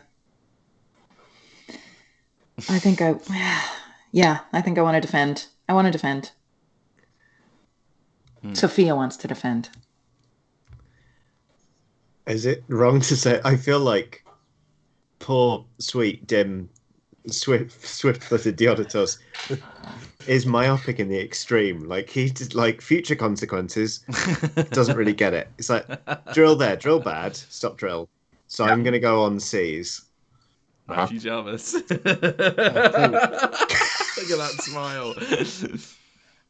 Realistically, only one choice makes sense for Phoebe. I think the blood is absolutely rushing through her, and a little bit of lightning still.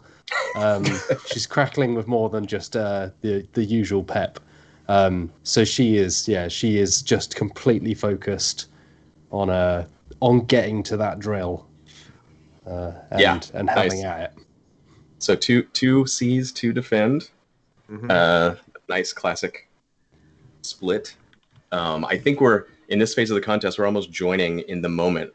At least three of you have leapt into the air, right? You're headed down the shaft. Sophia, are you also? Is it all four heroes like falling down towards the drill, or is it just the three of them and you're elsewhere? Just in the camera shot.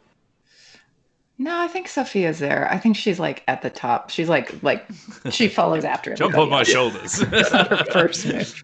Yeah, right. Nice. Oh, Yeah, yeah. Can we do that? I was going to say I'd like to kind of like leap on thick-skinned Phoebe's back and kind of Doctor Strangelove it, just like Kong riding the bomb. Yeah, anyone is welcome to be the boo to my Minsk, if that. Yeah. Nice. Oh wow. Here we are. All right, so I will. Oh wow. We start with defend. So I will roll for the opponent here. Let me make sure I've got my dice right. Prideful. I am prideful and reckless. Oh shoot! You're reckless now. I'm both because things are going very wrong, and no one knows better the dire situation of the drill than its inventor. And rather than do something to repair it, he goes over and starts turning all the pressure valves and with all the, I guess they don't have like modern dials on them or anything, but he's overclocking it. He's just like turning all the safeties off, and the thing is heating up, and he's like, you'll never stop me. Okay. What happens when you overheat obsidian? It's already been overheated once. Seems bad. Yeah. I guess does it melt? I guess it would melt. I'm sure it has an incredibly high melting point. Yeah. Right? Like it has to, right? Yeah, and this is to defend against this stuff. I think I have to choose the domain for you here. I'm going to say craft and reason as the primary domain. You may spend for additionals, but I feel like in this moment of defending against disasters from this device, one might need to make a good decision, be smart. You certainly need to be fast as well, but yeah, I think doing the right thing in the moment will win the day, perhaps. So. Oh God. Oh, okay. Well, I have a 12. 12. Wow. So is that 12 for both? And oh Lord. Yes. So both of you will roll in the defend contest. After the results, you can say which of the. If you win, you can say which of the. Threats you're stopping. Okay. You don't have to commit right now. Well, here we go. I'm just going to mark the now. I mean, both of you prevail and both of them get stopped. It's easy. Simples. No pressure. I think the main problem will be, what if only one Yeah. gets stopped? It's like, I think cracking I know the the answer to that. instant death. For now. There's a The answer to that is role play. Oh yeah, no. I mean, I know the answer from my character's perspective. Sorry. Yeah, that's what I mean. So I can add bond dice. Is that available from the others? Yes. You just say you're spending a bond, and you get their name. Everyone has D6 names right now, so that's simple. And you can spend more than one bond die at a time if you want. Okay. I'm gonna use my bond with Sophia, seeing as we're both tackling the mess, makes but sense. also Yeah, totally. with our leader to sort of give us some kind of tactical approach here.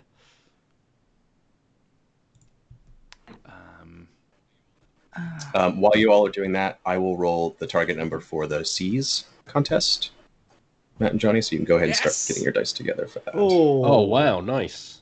Wow. Yeah, Wheels smashed it. He rolled a 14. How does For those Davies watching. prevailed?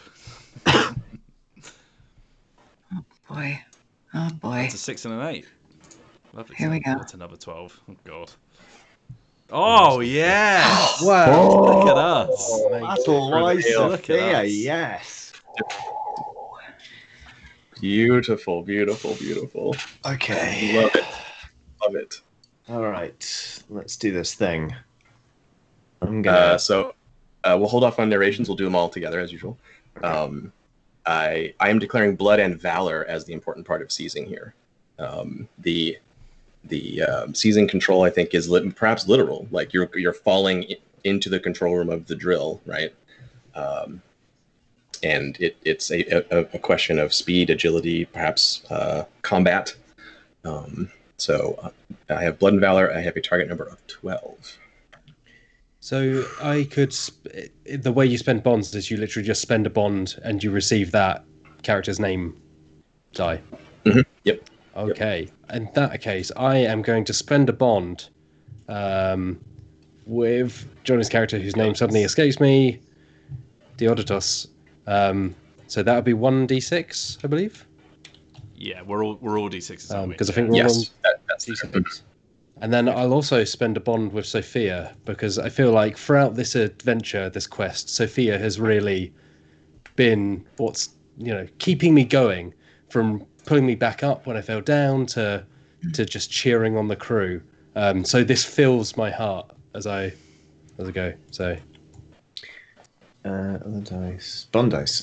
One. I am also going to spend a bond with Battlewise Sophia. Just because, I really feel like I've fallen into a plucky dumb mentee kind of position here. It's like, I seem to remember the soft bits of the drill being. That's what I'm thinking. I'm like, as I'm falling Another toward big this success from Matt. yeah, I'm throwing everything I have at this. I'm spending one of my points with Hermes for daring. Seems appropriate. Whoa! Oh, I rolled a 9. I threw everything at That's a 3, that. a 4, and a 2. the gods have turned their faces away from you. Ow! Oh. Oof. Well, it's going to be an easy suffer to narrate, I think. But Indeed. Nice. Okay. Well, I mean, we must start there, right at the bottom of the narration. I'm inflicting pathos on you in this perilous moment of daring. So, mark a pathos if you just would. one? Yeah. Ooh, Okay. one away from agony. You're almost there. Yeah. Almost there. Yeah. What happens? You're in mid-flight towards the control room, or perhaps landed in it already. Yeah, I do not stick the landing. My nose tries to make a valiant escape through the back of my head. And I imagine that thick-skinned Phoebe probably doesn't have time to check whether or not I'm okay, but definitely there's a moment where she's thinking like, I genuinely wonder if he's alive. It's just a. I'm imagining that sound, the like wong, as you resonate against the shell. You know what, Agon? Players are free to narrate their failures as heroically as they want, and I love that you're really leaning into just no, I biffed it. I just completely biffed it. Oh yeah, You know, like spread eagled almost. Yeah, Like a fly on a windscreen. yeah. There's a very helpful puppy vibe I'm getting here. It's Yeah. Yeah. I mean, there's a reason my glory's at 4. Oh, 5. Excuse me, Hey, because I get one for 5. failing. Scrappy deal You do. Oh, very well done. Ruminating on that one. Right. We're still going up and ascending, right? Or are we doing one each? Yeah, let's actually just resolve the C's here. Phoebe prevailed, and we can see how she seizes control, and then we'll do the defense. All right. So Phoebe spent a pay for us to use Resolve and Spirit as well, and as I said before, I think she was, her. So I also spent Fortitude and Ferocity because I think it's all just coming together here. Like I say, she's crackling with energy. She's had the support of her crew, particularly Sophia, allow me to roll another die, and is just absolutely, this is it. This is the heroic moment. There's nothing else. It's almost like tunnel vision towards just getting to that drill. So I think at the top of the hole, or as she falls, she probably calls on Zeus once more, holds aloft the sword, and just slams it down as she comes into the control room. And nice, you actually break through with lightning, Yeah, exactly. Nice. So whether it's melting or exploding or whatever it may be, there's probably not time to even see because there's just lightning and noise and just pieces going everywhere as she falls into the control room. Nice. Casibios has snatched up a long spear that's coiled in wire that leads down to the bottom of there's a glass orb, a crystalline orb attached to the bottom of the sphere with some strange fluid in it. And he whirls around as the lightning sets more of the tapestries and his luxury abode in here on fire. The whole place is burning behind him. And he expects to see Aratus, but instead sees Phoebe, but that gives no pause, and he raises the spear above his head, and it starts to the blade, it's got a long curving blade. It starts to heat as the substance in the crystal bubbles behind it, and the blade starts to glow white hot. I hope that armor isn't made of solder, Matt.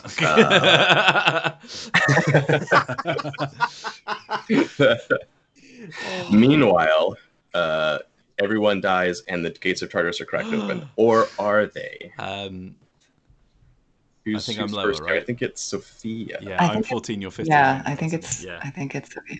So you can discuss among yourselves if you like. I want to stop this one. I want to stop that one. Like, it's okay to just. I'm quite fond of these people now, so I think I'm trying to stop this mountain collapsing on them. Yeah. So, that's perfect. And like that seems like the easier one to do, like mentally. So I'm like, look, I'll handle the straightforward one. You've got the other one covered. So like, there's quite a few weapons that Aristides like usually brings into battle. He's got his javelins, he's got his big hefty spear, and the main one that most people know him for, I think, is this huge tower shield that he just sort of plants down in the ground in battle.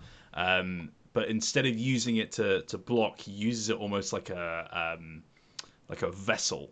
As he leaps down into the hole, he puts shield first into the ground, sensing that the drill is sort of like coming off kilter, and you can tell the structural integrity of this place is definitely declining. So like aiming himself at the edge, which is turning up on the drill, uses the shield to just slam into it with all of his strength and just rocks it back on course.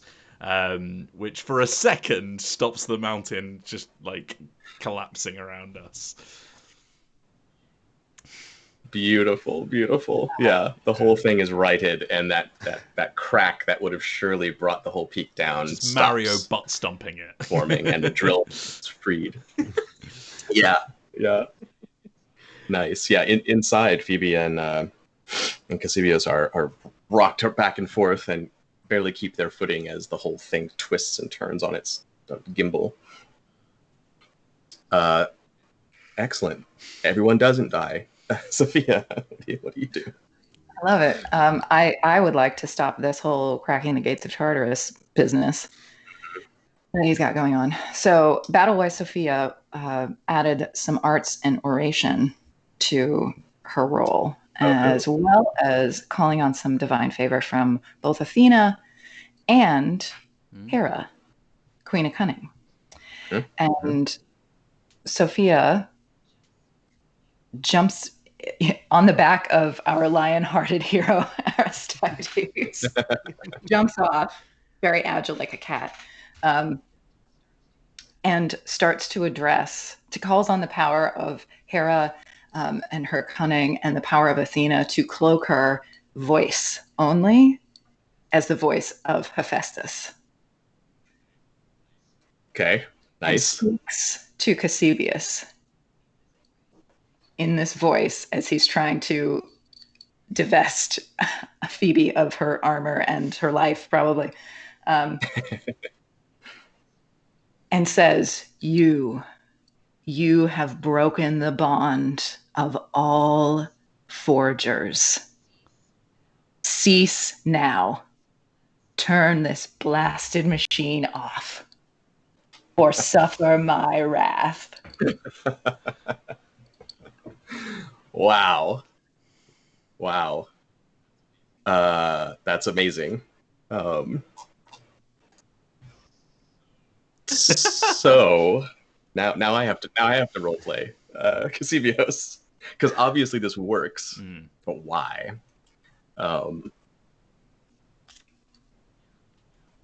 Yeah. I think we know Cassibios at this point. The voice of a god booms in his mind. Can everyone hear it, or just him?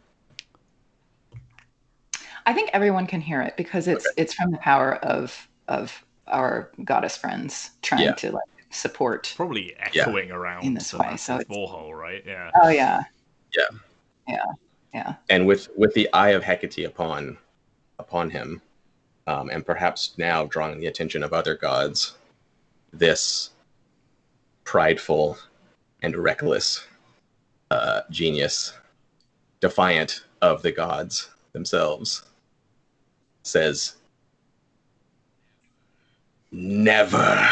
And right then, one of Zeus's lightning bolts finds its way and smashes inside the structure, and blows apart the control panel and the steering mechanism and all of that stuff, and the whole drill mechanism starts to wind down, and the drilling begins to stop completely. And he stands there in the burning wreckage and wild, and says, no hero can stop me, no god, no power. You all die here, and my work will go ever forward. And he lunges towards Phoebe with this voice of Hephaestus in his head. I'm going to give an advantage die to use in the finale here, because of even though he's defiant of the gods, I think it helps you for him to be distracted by the deity who should heap glory on him for his great achievements is calling him out as a failure. So Cassibios is distracted, to say the least, in the final showdown here. Nice. The gates of Tartarus are not cracked. That's good. They remain whole. That was so cool. And can you refresh us on how glory is meted out in this? Yeah. So Diablos got one for that one. Helping. You were best there, Phoebe, in your contest. So you get 12. Aristides prevailed and gets 6, and then Phoebe, you get 12 glory for prevailing in seizing the control of the battle. Which, as we go into our final roll here, Matt, you get to choose the domain of the final contest, how it will be decided with Casibios, or the methods anyway, and what stakes may he suffer? What type of judgment or outcome or consequence do you want to inflict upon him? Oh, goodness. Jumping back quickly. So the first part of the battle, I got 8, which is the same as the target. So should I get half of the? Because I don't think I gave myself any glory. Yes, you would get 4 for that. Okay, one. Yep. cool. Oh yeah, of course. We skipped past that. That's right. Cool. Thank you. Okay, I think the domain that makes sense. I mean, at this point,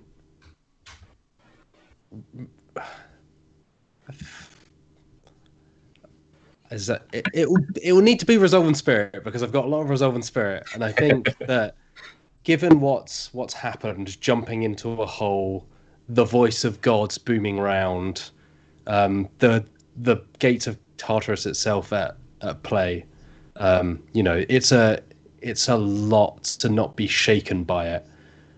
So in the same way that it's been shaken by hearing the voice of the gods, going against that will take its own spirit, I think. So let's say Resolve in Spirit. Sounds good. And are you seeking to destroy Casibios, to slay him? Do you want to capture him? You want to what's your? Is this just a me? You decision? get final say. Everyone can contribute ideas. Yeah, please. Yeet him into a volcano. Yeah, I think he's too dangerous to live. Oh, Right? yeah. Yeah, he's too crafty to. Yeah. Oh, yeah. Walk away. Yeah. He has declared his intention to never stop, I suppose. So, Okay. Well, really, You're blameless in this. Yeah. Phoebe, don't even worry about it. all right. So it's destruction and perhaps even enough so that no one could follow his work. Even that this is utterly finished. Okay, cool. I will roll for my Casibios the last time. Resolve in Spirit. Let it be a 4.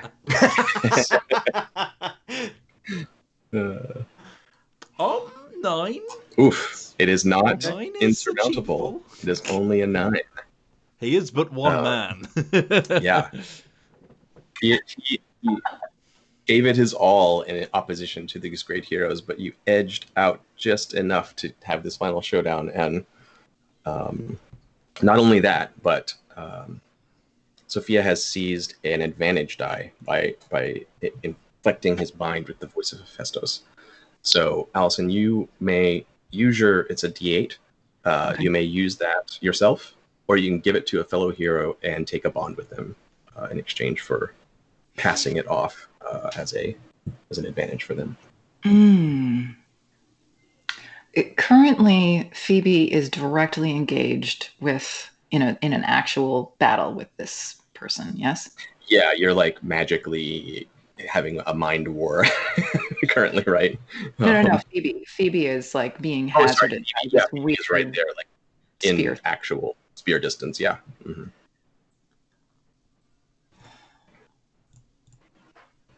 I think I want to give this to Phoebe to roll right. to defend against this, because if we're trying to just cut this guy out, period. I think that Phoebe needs a little bit could use some support. Nice. In her attack. All right. I think Sophia, the really turning out to be the power behind this group. Yeah, Phoebe's just kind of the string front puller, line. right? Yeah. Yeah. Just for the sake of sort of showing things up, am I allowed to burn pathos if it puts me into agony? You are, yes. Then I'm not going to ask what it does. I'm just going to do it. Just to clarify, is agony another slot that we need to fill, or is it when the pathos is filled, we then tick agony? When the agony dot is a dot of agony, pathos. When that one is filled, you enter agony, and you immediately mark your first box of fate. Then I'll do that. Then. Yeah. Right. Okay. I'm ready. Should we dramatically all click the submit button at the same time? Oh wait, I haven't I'm put all hovering my on stuff the in. divine I'm screen. Just for maximum danger here, even though this is not the highest target number, it's still okay. Yes, Cassibios, let me see. The mechanisms have an ability. I want to see if it matters here. Right. Okay. Yes, I'm going to say this is perilous, but he does not currently have any other support.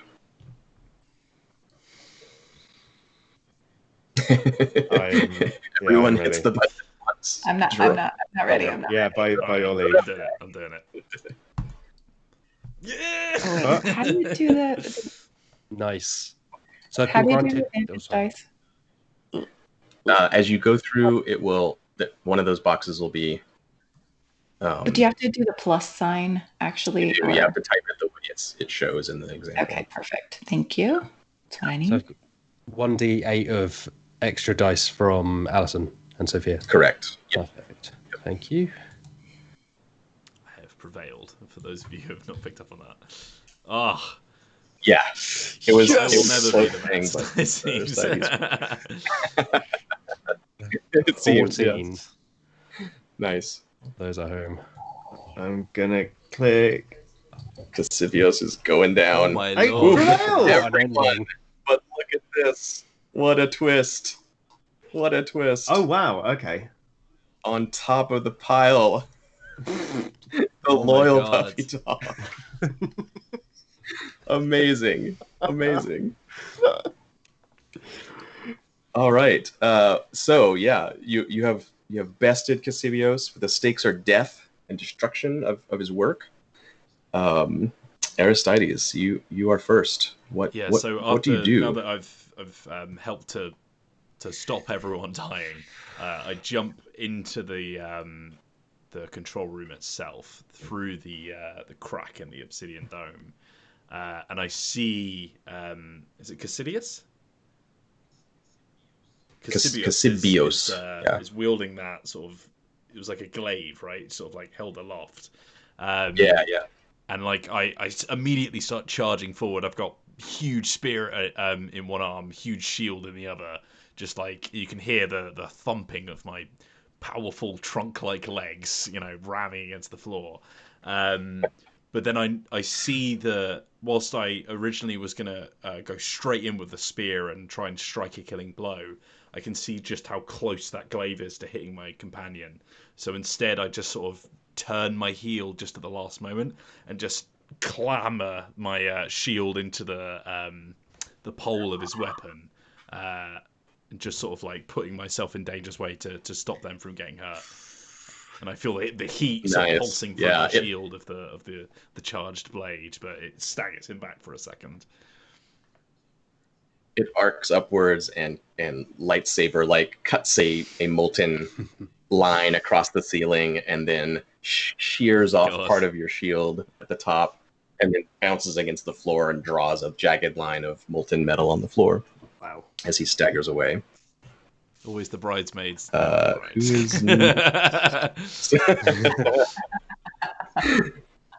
Sophia, you're next. Yeah, prevailing. Thank goodness. With a little 11 there.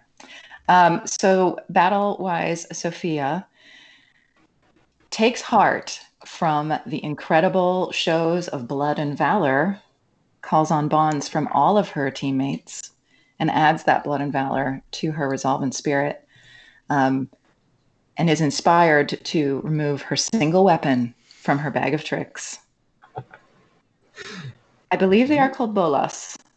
The little, Yeah, the you know what bounty I'm hunter talking weapon, about? right? With the Yeah. little, like, the rock on the... Okay. So she grabs the bolas from her bag and starting to whip him over her head, calls again, finally, one last divine favor from her honored god Athena, and says, "Make my aim true and good," and whips those bolas right at that glass canister of whatever the heck that stuff is that's powering Casibios's weapon, and it just shatters. Nice. It spews burning oil or whatever it is. Perfect. Running down his leg, spewing across the floor onto a scroll case with his notes and diagrams, which alight. No, he screams in agony as his work starts to burn. Suck it, nerd. That's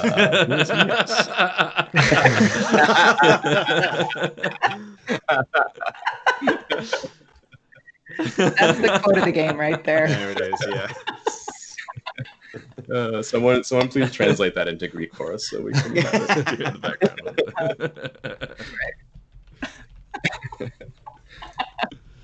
background. Phoebe, you are the penultimate hero here. Mm-hmm.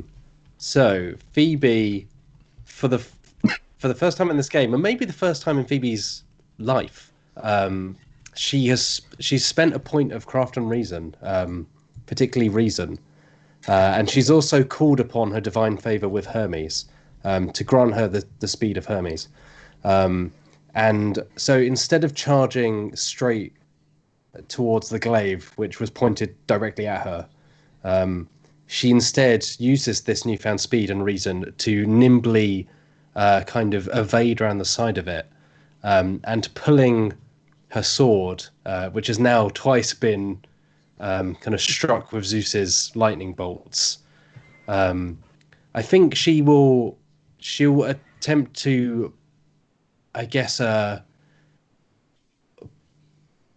maybe slide it across the legs of, oh gosh, I'm really sorry, I forgot the name of who we were fighting. Casibios. Yes, thank you.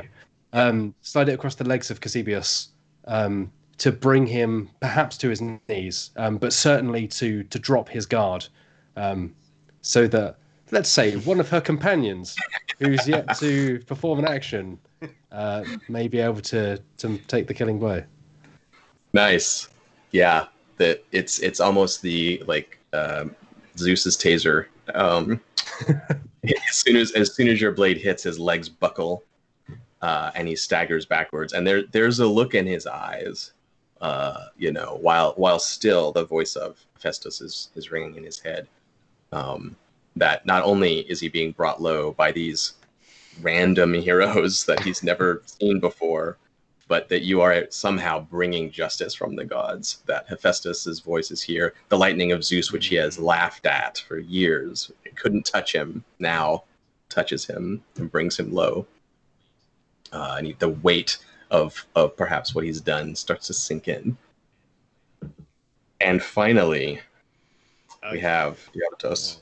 I feel like for swift-footed Diodotos, there's like a moment of personal growth as he kind of like looks around and sees all of these people coming together and using martial abilities to actually directly enact change, like off their own backs, rather than just helping other greater heroes. And he has a moment where he thinks, oh, and maybe I need to take charge, and breathing out a sort of silent prayer to Artemis for precision.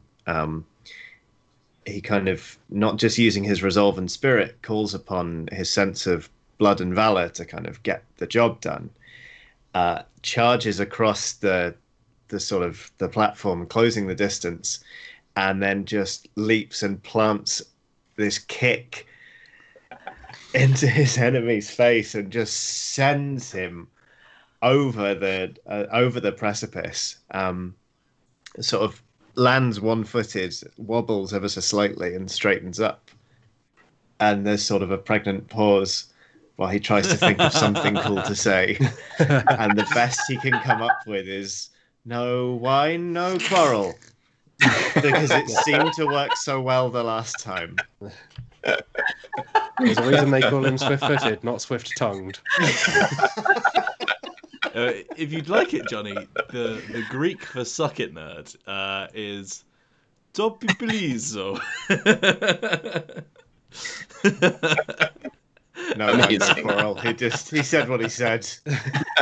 Alas, he's going to think of that when he's dropping off. He's going to be like, "Oh, that would have been so much better." Why did I use that so early? For the film version, of course, we get the lovely Alan Rickman-esque fall in slow motion into the very heart of the volcano, the lava, the heat from it first lighting Cassibio's almost like a comet dropping into the lava. No uncertainty here. The villain is destroyed, and then the whole superstructure shudders under your feet, and you realize that you only have moments to scramble free back up to the top before it all descends and burns in the lava pool below. Yeah! Hooray! You did it! Huzzah! Victory for the heroes. I mean, technically you're marooned on an island, but that's a problem for future heroes to deal with. I'll still take that, to be honest. Fortunately, you have a master builder and some people here, so you might be able to wrangle something. And lots of spare bits of ship. Yeah. That's right. It's the literal ship of Theseus situation. We have well, cool. That's the end of the episode. There's stuff, a voyage between islands and all these other downtime things to do, but we'll leave that for now. Thanks so much for playing. That was super fun. Wow. Thank you so much for having us. It was an absolute dream. I think Alison's dropped out on Skype. I don't know whether she's having connection problems, but it was also like to have her as well. This whole thing's been fantastic. That's a fun game. That's really good fun. I'm glad you enjoyed it. Thanks for going a little over to fit in our. Our pleasure. Genuinely. I think I'm going to be petitioning my group to pick it up now. Mm-hmm. It's a lot of fun. But we will say thank you very much, everybody at home, for watching.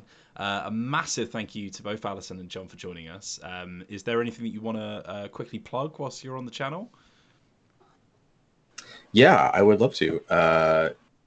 This game, obviously, would love to plug that. If you enjoyed this game and want to get it for yourself, you can get it on my itch page as a digital PDF. It's johnharper.itch.io, and it's also published in physical form by Evil Hat Productions. So if you go to Evil Hat, you can order the book, the lovely hardcover. Oh, look at that! We have this nice slim little volume. Beautiful. And you get the PDF for free when you do that from Evil Hat. They have a great program for that. And yes, Allison's back. Maybe returning. I was gonna do plugging on her behalf, but I think she's coming back. I missed the end. I missed the end of the big adventure. We kicked him in a volcano. It was great. Well, I got that part. Okay. And we had moments to escape, and then my internet decided to. I mean, I think the next thing we said was hooray. Yeah. So I think that was genuinely it. So hooray. Yeah, but Allison, please feel free to take this moment to plug anything that you'd like to shout out about. Sure. I am Allison Arth. You can find me tweeting at Arthograph. That is ARTHOGRAPH. I write poetry role-playing games like Gentleman Bandit and Moonblind and Dark Highway. And you can find those games at allisonarth.itch.io and also on DriveThruRPG. Thank you very much. And thanks both of you for joining us again. If you have enjoyed content like this, then there is plenty more like it. In fact, we've got heaps of RPG content right now because we're all stuck in our homes.